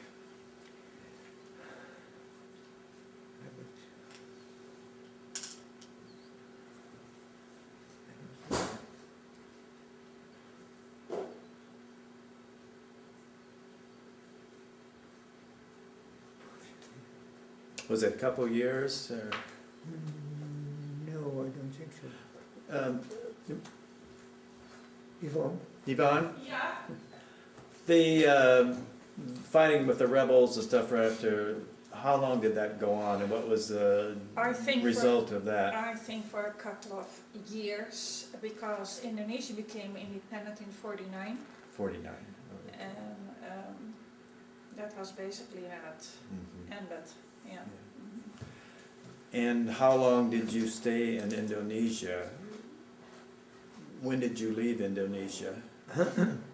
Well, first, of course, now that the fighting was calmed down between the Indonesians and the Dutch,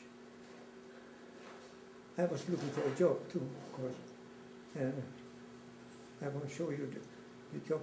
I was working in the room of the commander from the Marine.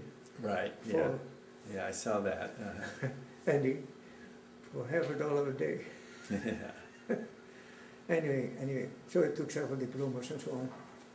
And then I got a job with the KLM.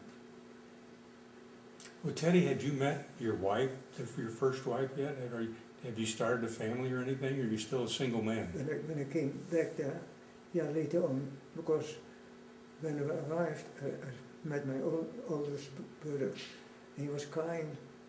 He said, "Dad, it is terrible what happened here in the wartime.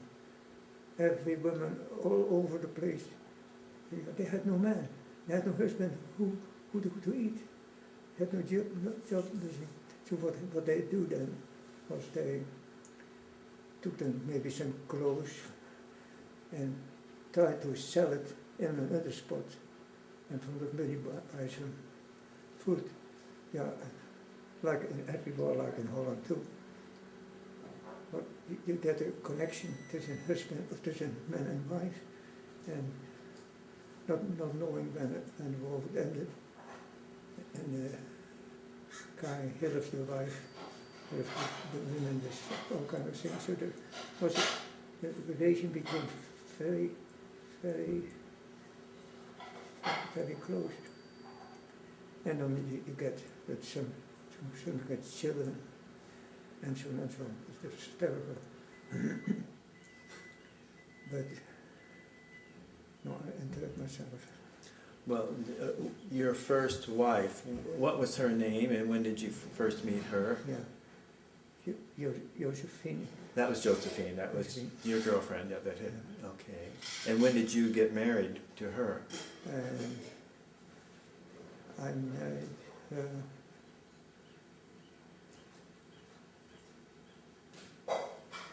in 19. I have the papers here. Was it not too long after you got back from the, Yeah. probably within a couple of years? Yeah, what happened to her? I was still guarding the two okay. homes where the women navy was. And then one name of stay, yeah. Uh-huh. And also there was one baroness in between, and the bathroom. I got the whole garage. It was a big one, and behind me was the bathroom for the girls. And one night I was knocked on the door. There was the baroness. "Can you please help me?" Because I had a squirrel, a tame squirrel I had in my garage, you know. And it was loose, it was in Oh, scared the girls. But Were you working still in the military when you met your wife, or married your wife, Teddy? yes. And then children followed very quickly? I beg your pardon? You had children with your first wife? Well, my boys, I got a girl first. It was in April 1947. And my boy was from April 1948. And what were their names, your children? My daughter's name was Virginia Marjorie, and my son's name was my name, Ted E. Abbink. And where did they live now? And he went volunteer to Vietnam, my son. And he, after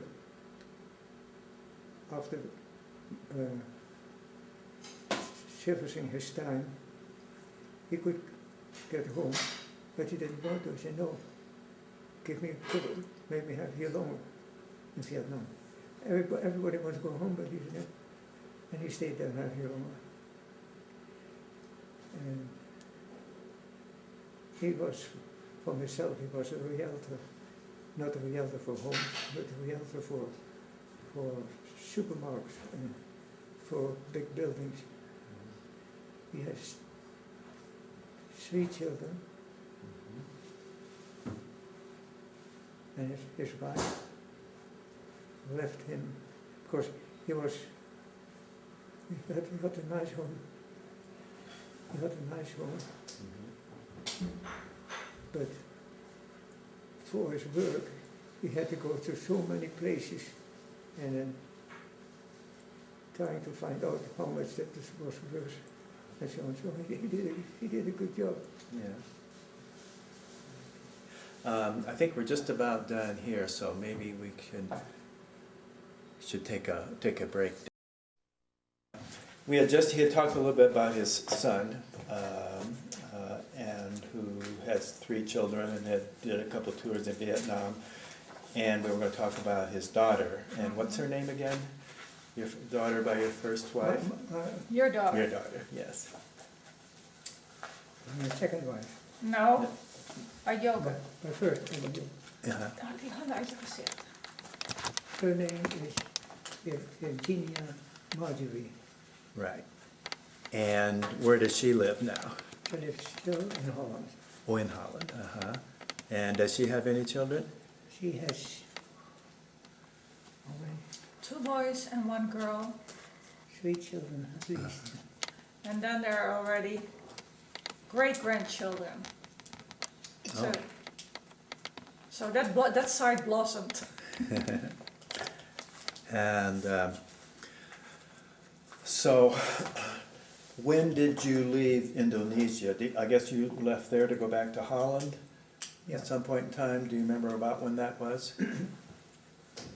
Now, if you work by the Billiton company where I was working,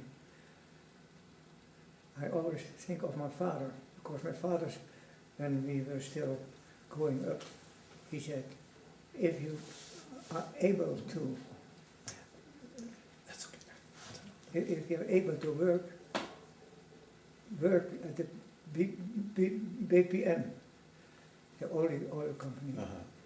they pay good salary and they save money for you. Okay, but when I grew up, I didn't think about it later. But after working at the KLM, when I came back, I was head of one of the parts of the bookkeeping. When I was working at the KLM, I noticed this name, the Billiton Company. I was head of one of the bookkeeping in KLM. So I said, hey, what's this? So I went there, put the solicitation letter. The next day I was accepted. I was head from 3 departments. The expedition, the archive, and Correspondence. the correspondence department. But what the nice thing is of this was, if I could put aside, let's say, $1,000, Amount. whatever, when it was time it is, they added 40%. They added 40% to my $1,000. And it was very nice. I worked there, very pleasant. I started with 1 department. Next year I got a 2nd department, I got 3 departments. But what I also got, after 4 years, I got a 6 months vacation, fully paid. And I could go without any expense to Holland, stay there for 6 months, and come back on the boat, no charge, and full salary. So that was extra, very, very good company. And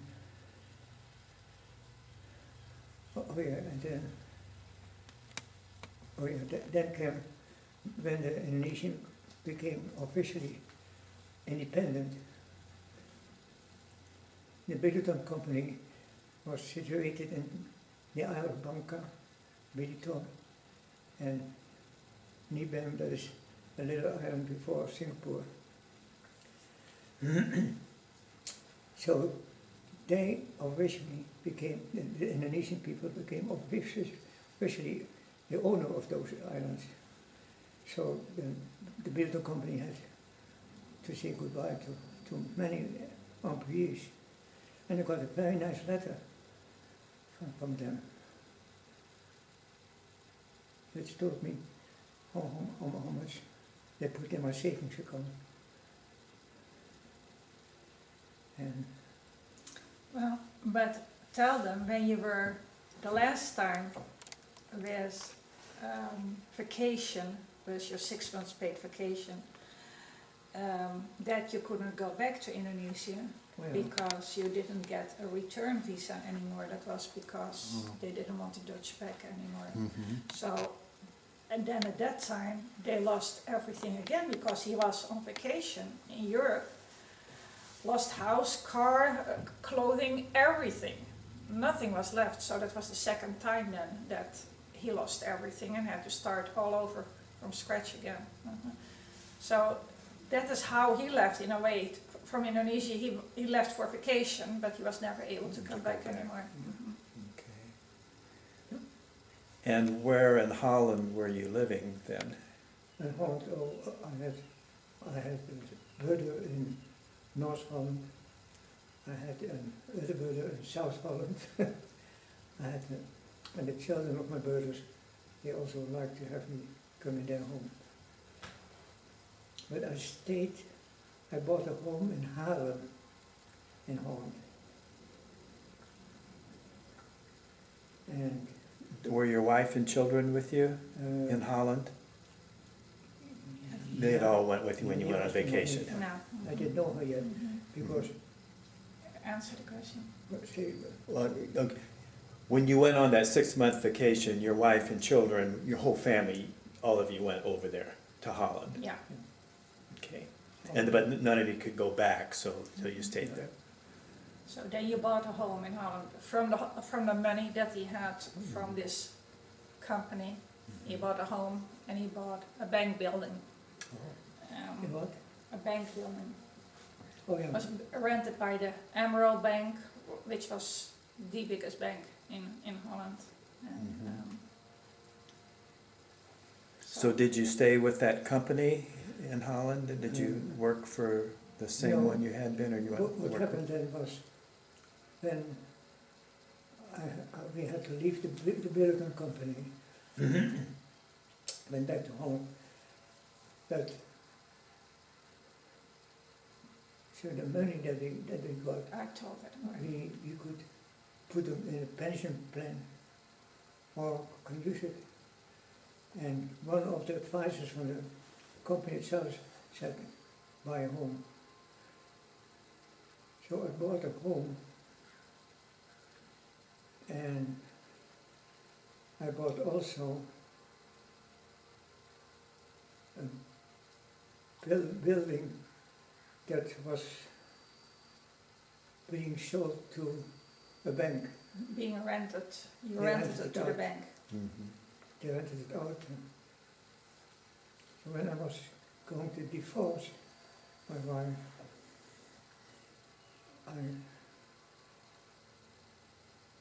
I told her that she could have the whole home, the brand new home, furniture and everything, and also part of the income from the Rotterdamse bank. So that was all good and well. But I think I skipped something. No, you told something. No, I think it about was, that. but, okay, so did you go to work for another company then, or what, after that? No, Yeah, for Bosch. You started to work for Bosch again. yeah, Willem van Rijn. but my first job was in the Dutch East Indies with this company, and the owners of this company were Dutch, but their bosses from Their headquarter was in Holland. in Germany. And when I was drafted in the Dutch East Indies, I was the only one left in the technical firm that knew all those parts and so on. Because what did the Dutch government do in the Dutch East Indies? All the motorcycles that the police are using, the Harley Davidson, that was for the whole police in the whole Dutch East Indies. When Harley Davidson came in, the first thing that we did was all the dynamos out, The batteries and so on. the batteries all changed into German, Bosch. Oh. So that's why I could stay. And when I was drafted again, knowing what my position was, they let me go again. And After the war, when you came back in Holland, you started to work for Bosch again because they had their headquarters in Holland. And that is where you worked. okay, And how long did you work there for them? I have the papers here for God. 5 years. Oh, okay, well, Yeah. a fair amount of time then. Yeah. Now we're getting up to mid-50s or later Yeah, maybe? end of the 50s, yeah. When did you come to the United States first? When did you first come to the United States? Can I tell a story?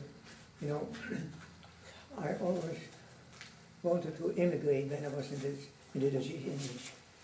And I thought by myself, you know, where I go, because I want to be away from the whole world. So I said, you know what, go to New Zealand. But for one other reason,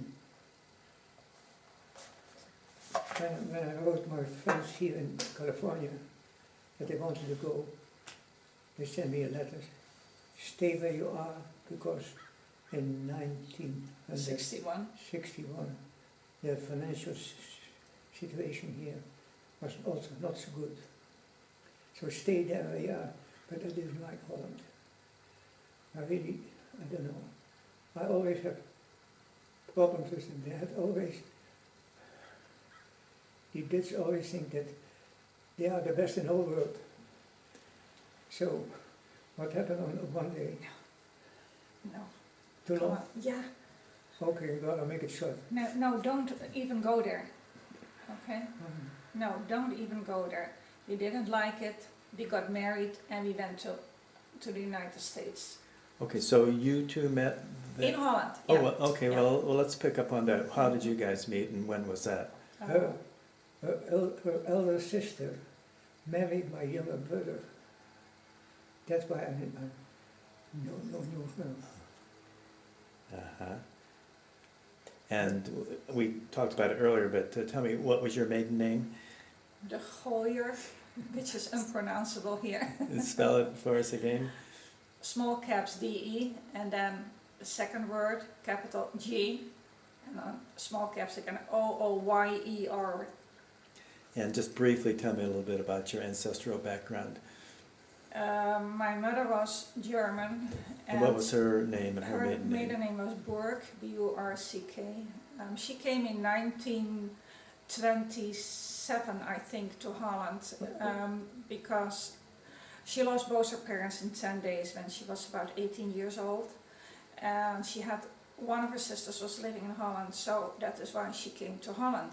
Well, ultimately she stayed there. She married a Dutchman, my father, and I was born during the war, in the beginning of the war. And of course it was difficult in those days to be either married to the enemy or for the enemy to be living in Holland. My parents hid in their home a Jewish family that were friends. They were betrayed by one of the neighbors, and then the couple was picked up and, well, brought to one of the camps. They were never seen or heard from anymore.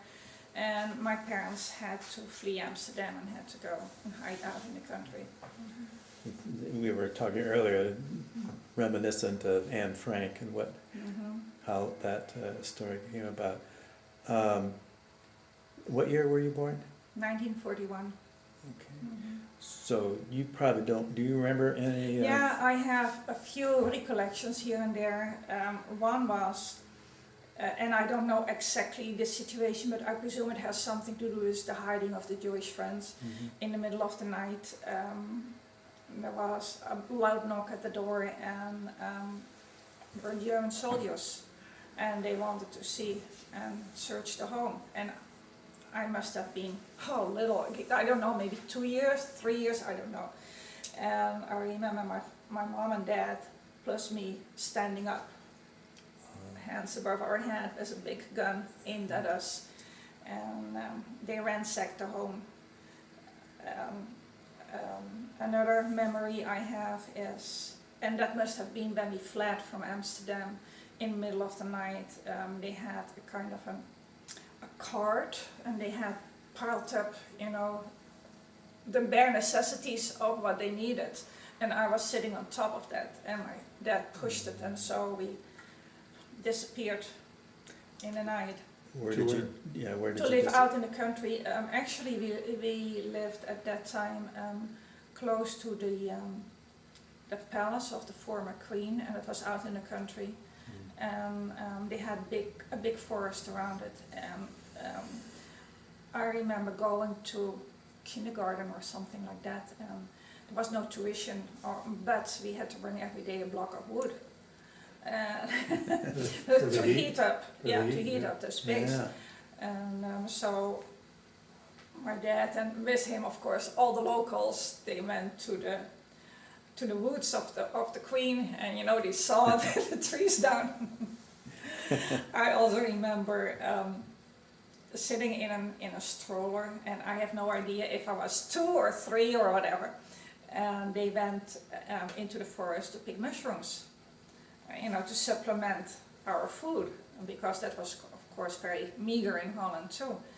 And so they looked for mushrooms, and then they went in a big pot, and a silver spoon was always put in there. So in case there was a poisonous mushroom, the silver spoon would turn black. Well, as it turned out later, that was just an old wives' tale. I remember, for instance, this was still out in the country, and we were living with a farmer's family, and we lived under the rafters, at that time. And I was picked up from my bed, and then we all hid in the cellar, and you heard the planes go over. And there was one stationary bike, and one of the guys pedaled the bike, because then there was light. You were not allowed to have any lights on or so, but this was below in the cellar, and we might not have had electricity, I don't know. But, little fragments like that I remember. And did you move back into Amsterdam after the war? Yes, after the war, yeah. And what did your father do? And what was his name, your dad? Martinus Wilhelmus. And what did he do? He actually, for a while after the war, he had before the war he was a salesman. Yeah. After the war he had a little factory that made alcohol, but not alcohol to drink, but alcohol for cosmetics, like perfumes and colognes and stuff like that. And I don't know if that failed or if he sold it, I have no idea, I was too small for that. Then he started his own insurance company. Any brothers and sisters did you have? Yes, I have one half brother and I have 2 half sisters, because my father was married before, but I'm the only child of my mother. Okay. So I guess you went to grade school and high school, and did you go to college? Amsterdam, yeah. In Amsterdam. Yeah. And so what did you do when you got out? Or? Well, I got a training at an exclusive school. After I finished my regular schooling, I went to an exclusive school where they taught again the German, French, Dutch and English, but also in stenography and in correspondence. But basically what it was, they taught you how to dress, how to entertain. So in other words, to be a private secretary of an executive. Yes. We went, for instance, to very well-known fashion schools and learned how to sit and to behave. A And finishing yeah. school, so to speak. Yeah. We lived exactly 25 years, Right. Okay. and we are married next week, 46 years. Oh, congratulations. 47. 47. 47 years. You cheated on me 1 year. Were you able, Teddy, to get any acknowledgement for your relationship with the previous king? Did any of that ever come up with your return to Holland? No. If you got any acknowledgement or from, no, because I remember maybe 10, 20 years ago, a man came and he claimed he was the half-brother of the former queen. Never got to anything. Of course they won't admit to Yeah. anything like that. Yes, his grandfather was raised at the court, so indeed at that time the king acknowledged him as his son. But and probably you have to cut this out, there were so many princes who were married to queens who had a lot of girlfriends on the side, and the kings did the same thing. Yeah, so. So, did you go to work for the company that he? No. I worked for an import-export company. We did mainly business. We imported, but we never saw the material. That was for auto parts and agriculture parts. We mainly imported them from Germany, and then we sold them to England, France, Italy and Japan. But that we never saw the merchandise. It went directly from the factory to the place of destination where it was sold. Yeah. And did you get married?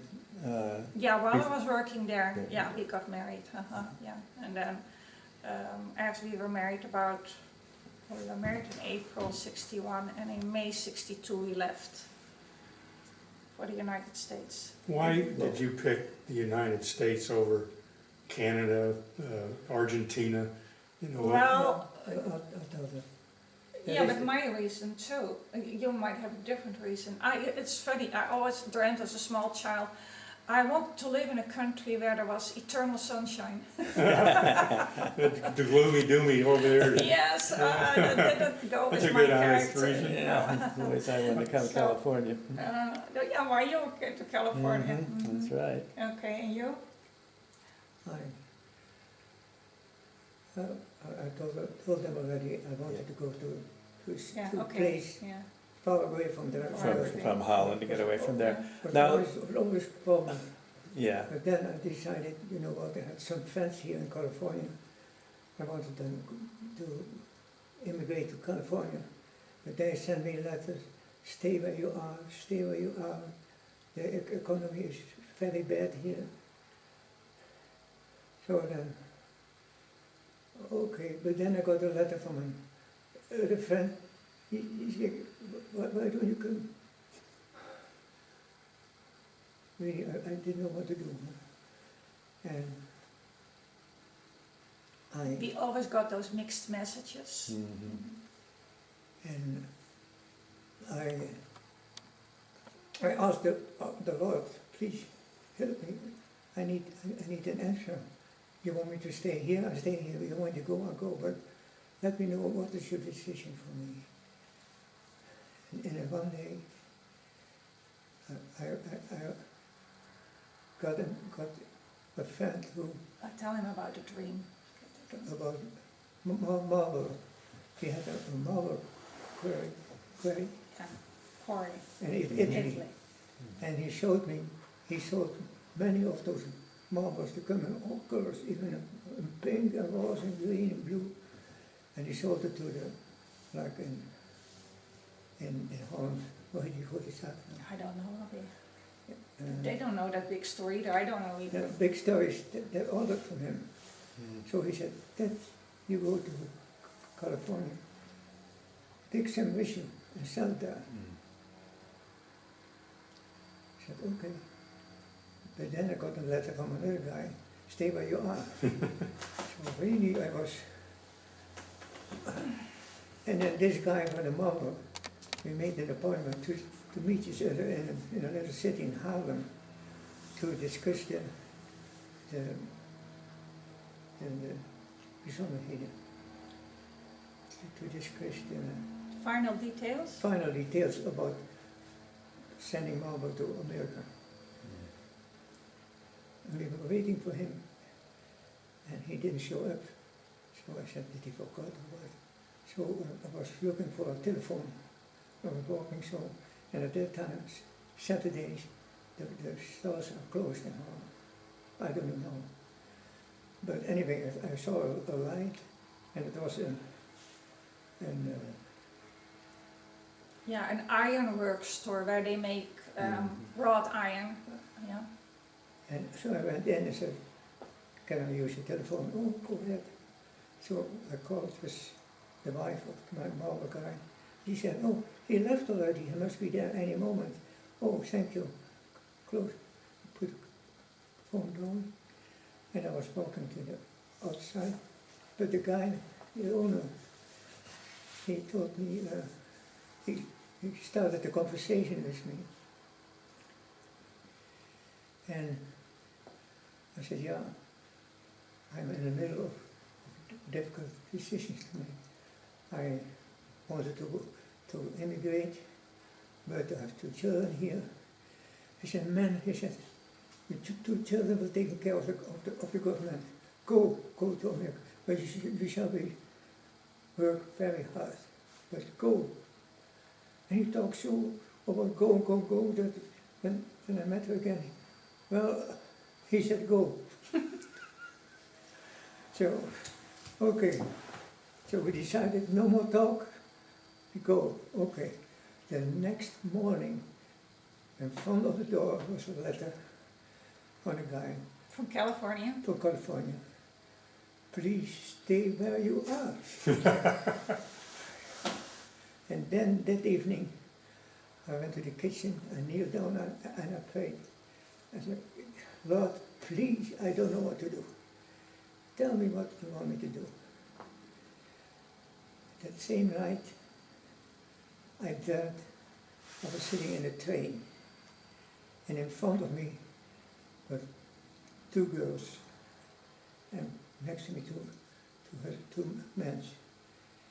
And one of the ladies looked at me, and then she said, so, go, 3 times. I said, well, that's the answer that I asked him. So I said, I don't care what it is now. You know, when we left Holland, we were of Visa visa was already expired. But since I was on the ocean to America, the Americans Yeah, they could still come in. could accept me. So that was the beginning. Through Governor's Island and Yeah, yeah. But I didn't hear. Well, through New York, through Through New Ellis York. Island, Yes, or through New Ellis York, Island, yeah. So, okay, but how did you 2 meet? Because Oh, I well, was that's right. babysitting. Yeah, okay, go ahead. Yeah, I was babysitting my sister's and his brother's kids. Okay. And you knew who I took with me, my mother. My mother was in Holland. She was 84. But she loves traveling, but not in a train. In a train she gets sick. But in a car or in a boat, Anyway, so I said, you know what, Mom, you go with me. And she had grandchildren in Texas. So then you stay there, and I go further to California.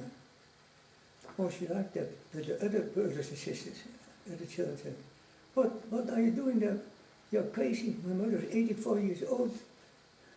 She said, stop, man. I go first to the doctor then. Ask the doctor, can you look at my mother, how she's doing?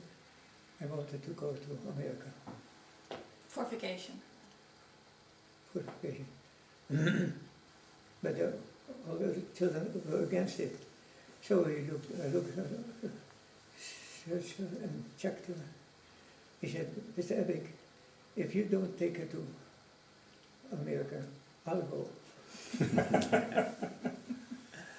So I said, forget the other family. So we left and we went to America. Now, were you two married when he first went to America? Yeah. Well, No, what- at first we never went back. Yeah, for vacations or so, but But when did you get married? When did you- April 61. April of 61. And we came here in May 62. Oh, I see, yeah. Mhm. And you came with him? Yeah. Okay, all right. And so you came to California, did you? Mhm. Where did you come to in California? Oh, Los Angeles, of course. Yeah, And our daughter was born there. I was 6 months pregnant Oh, when we came here. okay. And your daughter, what's her name? Amber Angela. Angela. Yeah, that's where you were talking about naming the street yeah, Amber Lane or something. And where does she live now? And In Boulder City. oh, that's right. But we were talking earlier about that. Mhm. Yeah. And she's in interior design. Interior designer for kitchens and bathrooms. Mhm.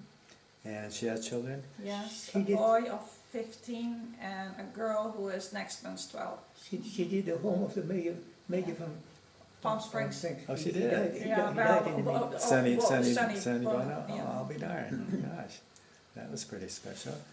And any other children? Do you guys No. have? Okay. Yeah. So, did he bring the marble stuff with him? Was that when you Say went that to again, please. when you went to LA? You Yeah. talked about marble. Oh, Would- yeah, would uh-huh. still is that how you? Yeah, he tried that for a while, but you know, he came from a country in Indonesia where you did business and there was a lot of money under the table and corruption involved. And so when he came here, he could make offers to,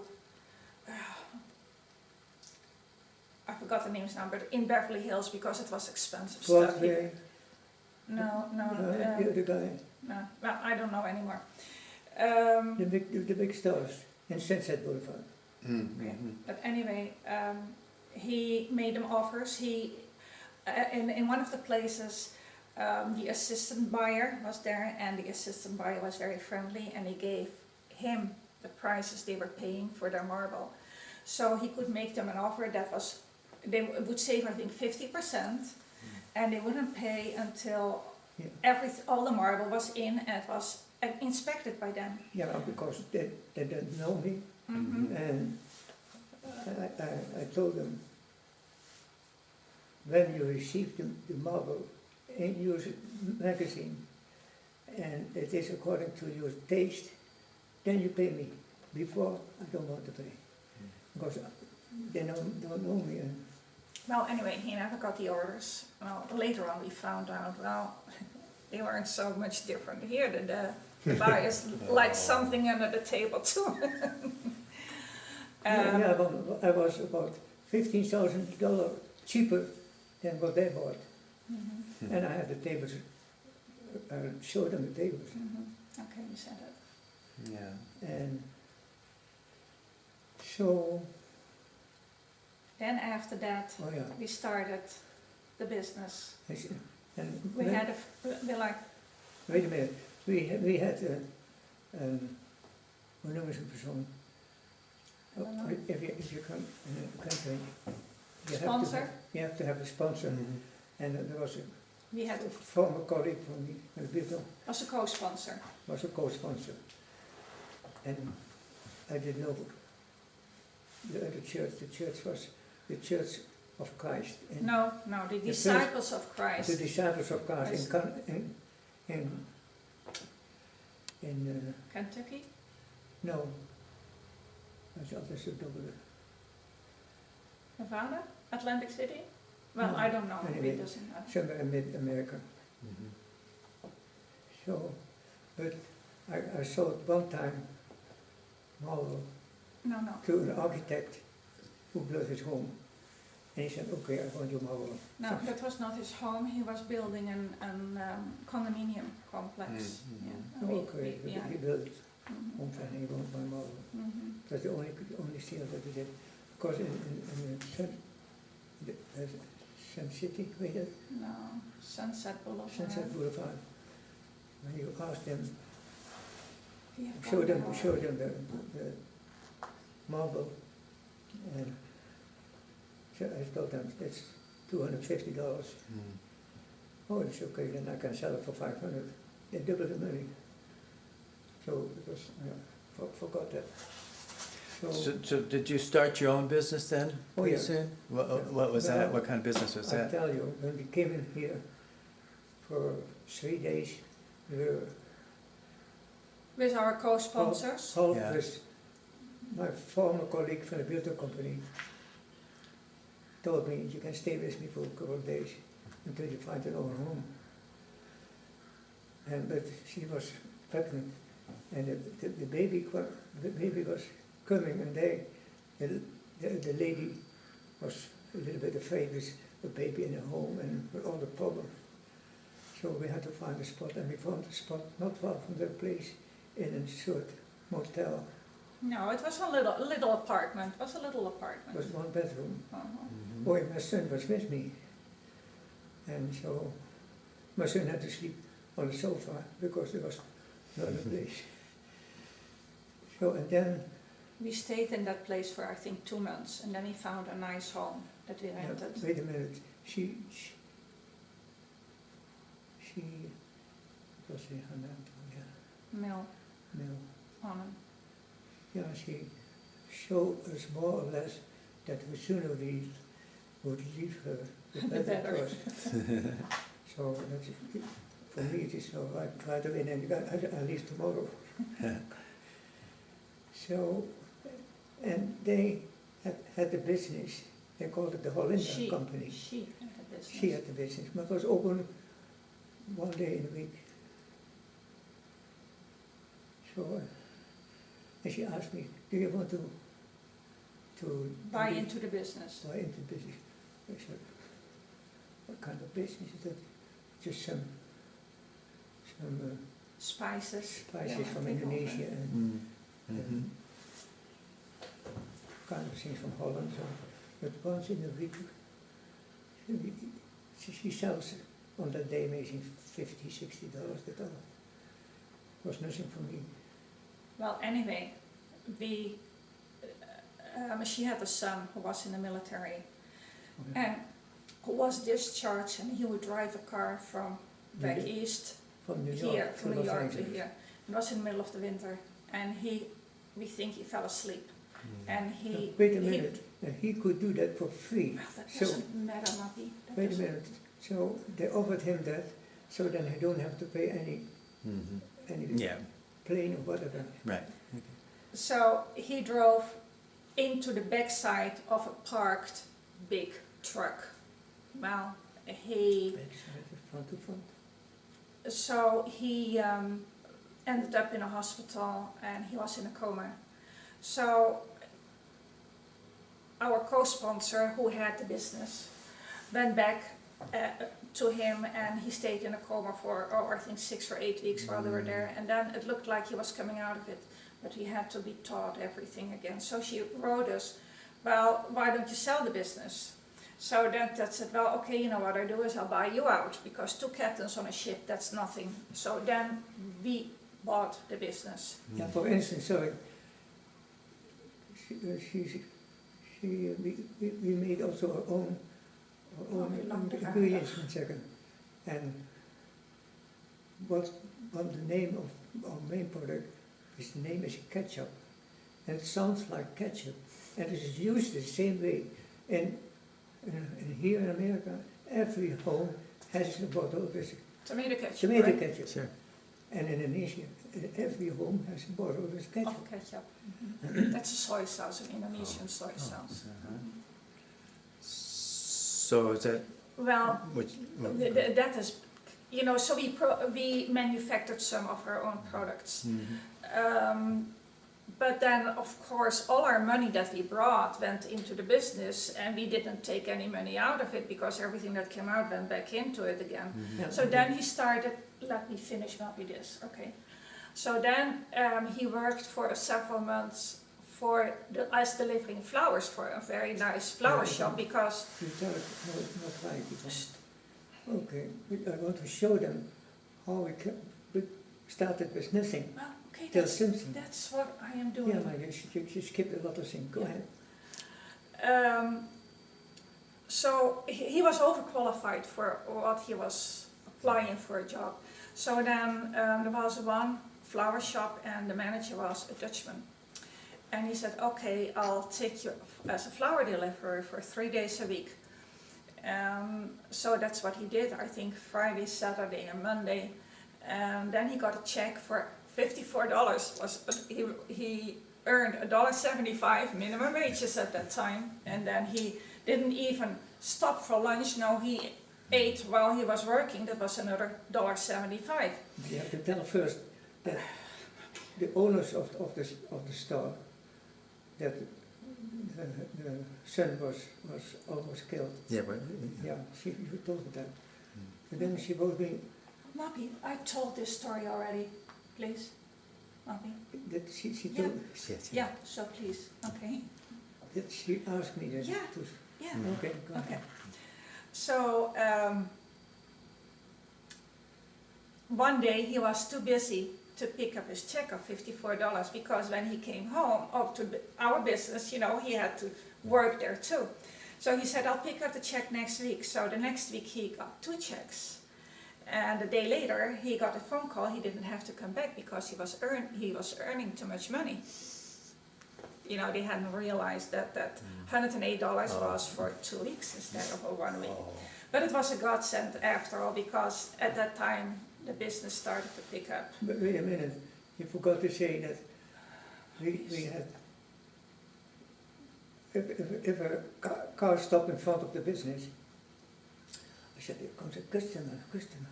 But we had also a letter, Mailbox. mailbox in front. You know, to put a mailbox. Stop for the mailbox. So no, and you know, we sold in 1 week, not profit, we sold in 1 week about $70. That was the whole business. Yeah, that's how we started. Whole Okay. business. Anyway, we are now already, that business is picking up. And then we had to move because the building was sold to an oil company. So we moved into another building and we were really doing well in that other building. And we were approached by a friend of ours who imported at that time teakwood furniture from Holland. So what we did is we started another place of business and we sold the furniture. So now we had 2 different places where we were working. The consul of the Netherlands visited. Yeah, came and opened the store for us. You know, it was all very official. And then we branched out. We had another friend who imported stuff from Germany, silverware and crystal, and so. But we have to tell if we sold some furniture, we have to wait 3 months before the furniture came from Germany. And I said, that's crazy. I can't sell. And people paying and waiting 6 months. So I didn't like that. So, Anyway, so finally what we did, because it was cumbersome having 2 places, and you know, we were growing, but so then we found a nice store or building in Temple City, which was maybe 10 minutes from where we were at. And we went in there and we combined everything. Well, by this time, you know, we were branching out. I'm starting with that, Okay. but you know, and We were branching out into, of course, the teakwood furniture from Holland. We had, by this time, exclusive gifts from all over the world. We had drapery materials from Switzerland. We had floor tiles from Holland. And the lobby of the Disneyland Hotel was done with that. We did every bank and every store in our area with it. We have, of course, still the gourmet products from Holland and Indonesia. We imported fountains, ceramic fountains. So I went to Germany once a year. There was a very big exhibition from several countries. So I said, let's go there and see what I can get. So that is how we picked up all these exclusive things, yes. So finally we bought the building we were in. And that have a key from the building. Okay, and then the day came, we worked hard at this. We worked for 11 days a week. 11 years, 24/7 basically, yeah. And then we had all of a sudden 3 different kind of friends. You know, they didn't know each other, but they all knew us.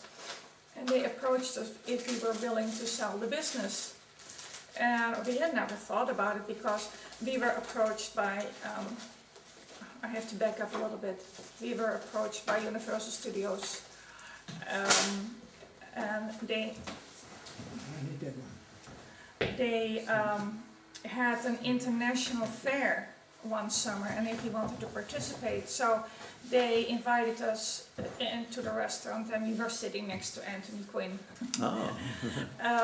And we partook in that international fair. We had a whole booth in the shape of one of the houses on a canal, built like that, and that gave us good exposure, of course. Then after that, we were invited by an home show fair in Honolulu, if you want to partake in that. So we did that too. So we shipped everything out by boat over there, and we sold everything we brought over there. We made some new wholesale contacts over there, and we won second prize for our display. So we had come a long way from this little $70 a week business. And your home, where were you living? What street Well, would you live on? the first place we were living in that nice home that we rented Right. was basically 2 doors next to our store. Oh. And that is basically where our daughter grew up for the first 2 years. I put a microphone in the bed of the baby. And the baby was completely alone in the whole. Yeah, you don't dare to do that now anymore. When we heard the baby crying From the the store. Yeah. I went home. Yeah. And then in '65 we bought a home and we moved the business. We were kicked out because of the oil company. Yeah. Yeah. And after we had the business for 11 years, then we had 3 different friends who approached us if we were willing to sell it. We were also asked if you wanted to franchise the business. We thought about franchise the business. To show the And building. we thought about it and decided not to do it because, you know, little kids, little headaches, big kids, big headaches. Same, and were we really wanting to go that way? So we decided not to do it. But anyway, we then said, okay, we'll sell our business. And Let me show now the business that we started in, that we had a real business. That was in Temple City. It's 5,000 square foot building. square foot. Mm-hmm. Yeah. And look at it here. 7,000. What is it was? I'm assuming that your daughter is doing things during this period of time. She helped us Yes, in the store. yeah, uh-huh. She's working with you? Yes. And many uh-huh. customers It's a- wanted, if somebody bought a gift, she want Amber to gift wrap it. Yeah, we had a But special she's gift. learning about quality, Yes, things for yes, her yes. future- For her future, for her yes. future. uh-huh, yeah. Yeah. mhm, yeah. Yeah, she often said, later on, she said, I wish you hadn't sold the business. Yeah, but she was too small, she was only 12 years old, and we decided, well, maybe it's a good time to sell. We still have now some years to enjoy life. Yeah, you can work and work and work and earn more and more and more, but then is enough enough. And we decided that it's I enough. felt that when I was 20. Think you act upon it? And you guys, well, you mentioned that he liked to play tennis. Did you play Yes. tennis also?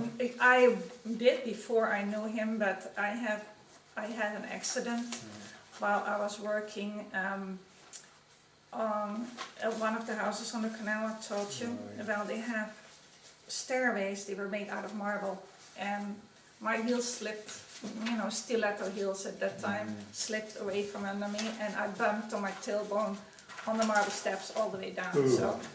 That hurt. That was the end of that. Where did he play tennis? Not in, did you play tennis in Holland? No, I mean in California. Oh, in California, he played here in Fallbrook. Oh, Not while we were working, there was no time for no, that. but once you sold, did you move down this way Yeah, when we immediately, or what? sold, we looked for property around here. We always, where we lived, and we went to San Diego, we always came through this area and we liked it. It was hilly, it was rural, it was green. Yes.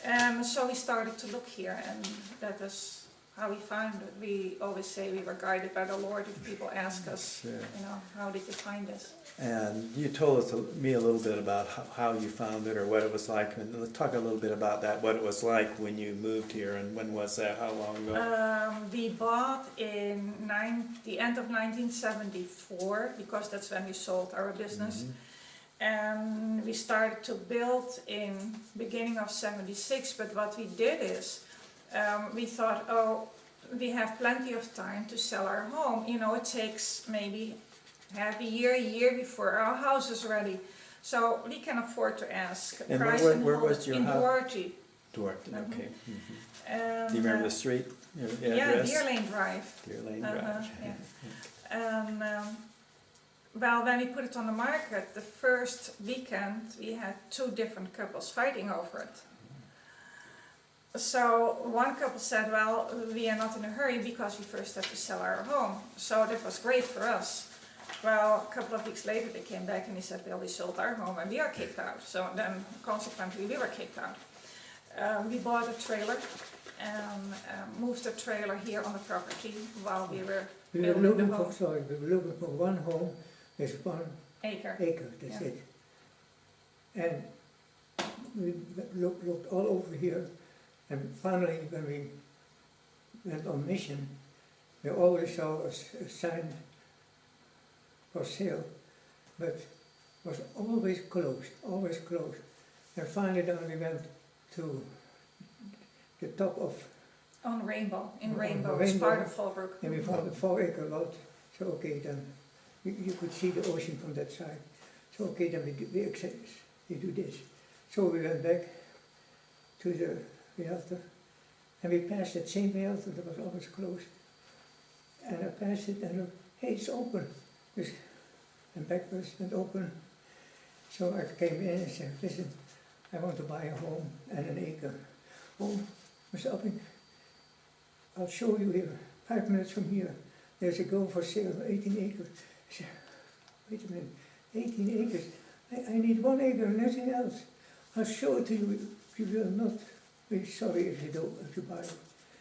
Okay then, so he took us to here, and the inland road was here. Yeah, there was a dirt road right here.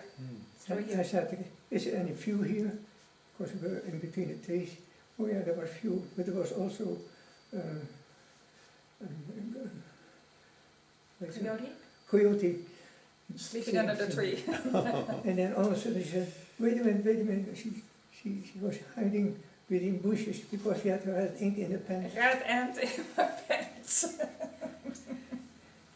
Anyway, so the guy said, "Listen, Abbink, you have 2 weeks time. Give $2,000. I will not cash it." And I said, "Well, what to do? I've never been in avocado business." But I said, "Okay, here's $2,000. And because of that, when we came home in his room, there were 5 persons waiting because they wanted to buy this. At that time, there was hardly any grove, producing grove for sale. Just we bought it then, and when we came home, he said, "No, we have to sell our home in the world." Yeah, that story I told already. So we sold it, and then we had, instead of 1 acre and a home, we had 18 acres and no home. Yeah. How do we live? So I had to buy a trailer, Yeah. put it in the middle of the grove. Now, were there trees on Yeah, this? 1,350 trees. Wow. So we went to school, we went to avocado school. Yes. But the orange trees, the apple trees, No, the that we pear planted trees, the those. peach trees. We planted all the Orange- family The fruit family, trees. and that's Yeah. around this house? Or is it Uh, all over? No, they're all down in one area, the family fruit trees. Now, can you still subdivide more if you wanted to? Yes, if we wanted to, we could split off one more parcel, because at the time we split off, we're only allowed 4 parcels. Well, now you are allowed 5 parcels. So we 4 and a could, half, 4 and a no, half. so we still could theoretically split off a parcel of where we are on. How long did you keep the 18 acres together? A few years, 2 And 3 so years. did you harvest the Oh, avocado? yes, Did you yes, do it uh-huh. yourself, or did you have somebody come in? Well, or what? both. What we did the first time is we had among the avocados, we had 100 bacon trees. The avocado is called bacon, yeah. And because they come in at a different season, so we said, okay, we are going to pick those ourselves. They were still smaller, or easier to pick. And we want to know what's involved in it. Yeah, so we picked those 100 trees. The rest of the grove we had picked the other 1,250 trees. Yeah, but on and off, we never picked, really when a big crop came off, but occasionally we might have picked, let's say, 20 or 30 trees or so. Yeah. But it's hard work. I can imagine. Because when the trees are bigger, you have a long stick with a picking pole then, with kind of a bag under it with a scissor. So you have to get the stem of the tree in these scissors, and then you pull on a cord, and then the fruit drops in the bag. And well, 1 fruit is okay, 2 fruit is okay, but that stick is long, and pretty soon if there are 5 or 6 of these avocados on this long pole up there, that gets heavy. Do you know what percentage of avocados are used to make guacamole, like for Mexican restaurants and stuff? No, I think what happens is mainly all the fruit that has top quality is used for regular consumption. The fruit that has blemishes or something like that, they use for restaurants and for cosmetics. Yeah. We just have a couple more minutes, Okay. so think of, how would Why don't you we want to stop wrap then this first? up? Huh? Why don't you stop for a Okay, second? I will for a second. Officially, This is a picture, okay, this is a picture of Ted and Yvonne some years ago, kind of when they first were on the property here and probably had just built their house. And that's the driveway up to their home. And this is their home. And this was in a magazine in Holland. Dit zit je zo zenuwachtig te maken en het is verschrikkelijk makkelijk. Het is weer als een You needed to get This is their Temple City store, the drawing as well as the store itself. So you had a corner Yeah. corner store. That's kind of neat. Where's the mail? Oh, it was inside the store. Is that you guys? Who are those two? I don't know. I have to look at the picture. Die zijn het Ted and Yvonne in their store. No, not really here. When I worked in Holland, I worked in an international firm. Here I they used are it a in their lot. store I also. was wondering whether French people. This is some of the stuff And that then they sold in their Did you tell store. about the I'm quicker. I know I leave out a lot of stuff. Yeah? Okay. Well, You want to do it? Well, in January 1979, we indeed became on neighbors. He was a pilot, colonel, and he said that I'll become your witness. witness. Yeah, you need Because witnesses. that Yeah. witness, yes, okay. you didn't know him from in Washington. Okay. Okay. Well, when we became United States citizens and we were sworn in on the day that we came home, the neighbors had decorated our yard with all kind of American flags, so that was really nice. And Yes. like Ted said, our neighbors were our witness, and we had very nice witnesses, yes. Mhm. Yeah. So, and Ted always says, that day we became humble but proud Americans. And did you have to study stuff or Yes, we take went to tests school. and all? Oh, you did? Mhm, Oh, uh-huh. yes, we had to prove that we could read and write English. Uh-huh. Mhm. Yeah. And what did it mean to you, Ted? And history. That was part of your dream for a long time to Yes. become an American? Well, if I met an American in the Dutch East Indies, I always said, he's an American. Always looked up That's to American. Americans. That's an American. Yeah. And now he is one himself. Now he's one himself, One yeah. time I was at the airport in the Dutch East Indies, and one of the passengers was an American pilot, and he didn't know where to go, and I took him where he wanted to go. Oh, yeah. Yeah, at that time, people really looked up to the Americans. So yes, it was really very nice to become Yeah. a United States citizen.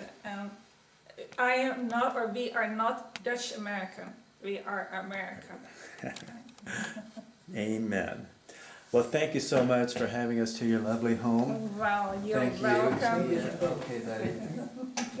Okay. God bless you. God bless you. Don't get up, Patty. Thank you very much. Thank you so much. And God bless you. Huh? Thank you, Harry. Yvonne, it worked out finally. Yes, It yes, took a little we while got to get it. it. Thank you so much for all the work you did. It's just Okay, I wonderful. hope you can use it. Well, Dave Oh, was we mentioning can. that there's a couple of things that we could still use if you have time to do it. And you might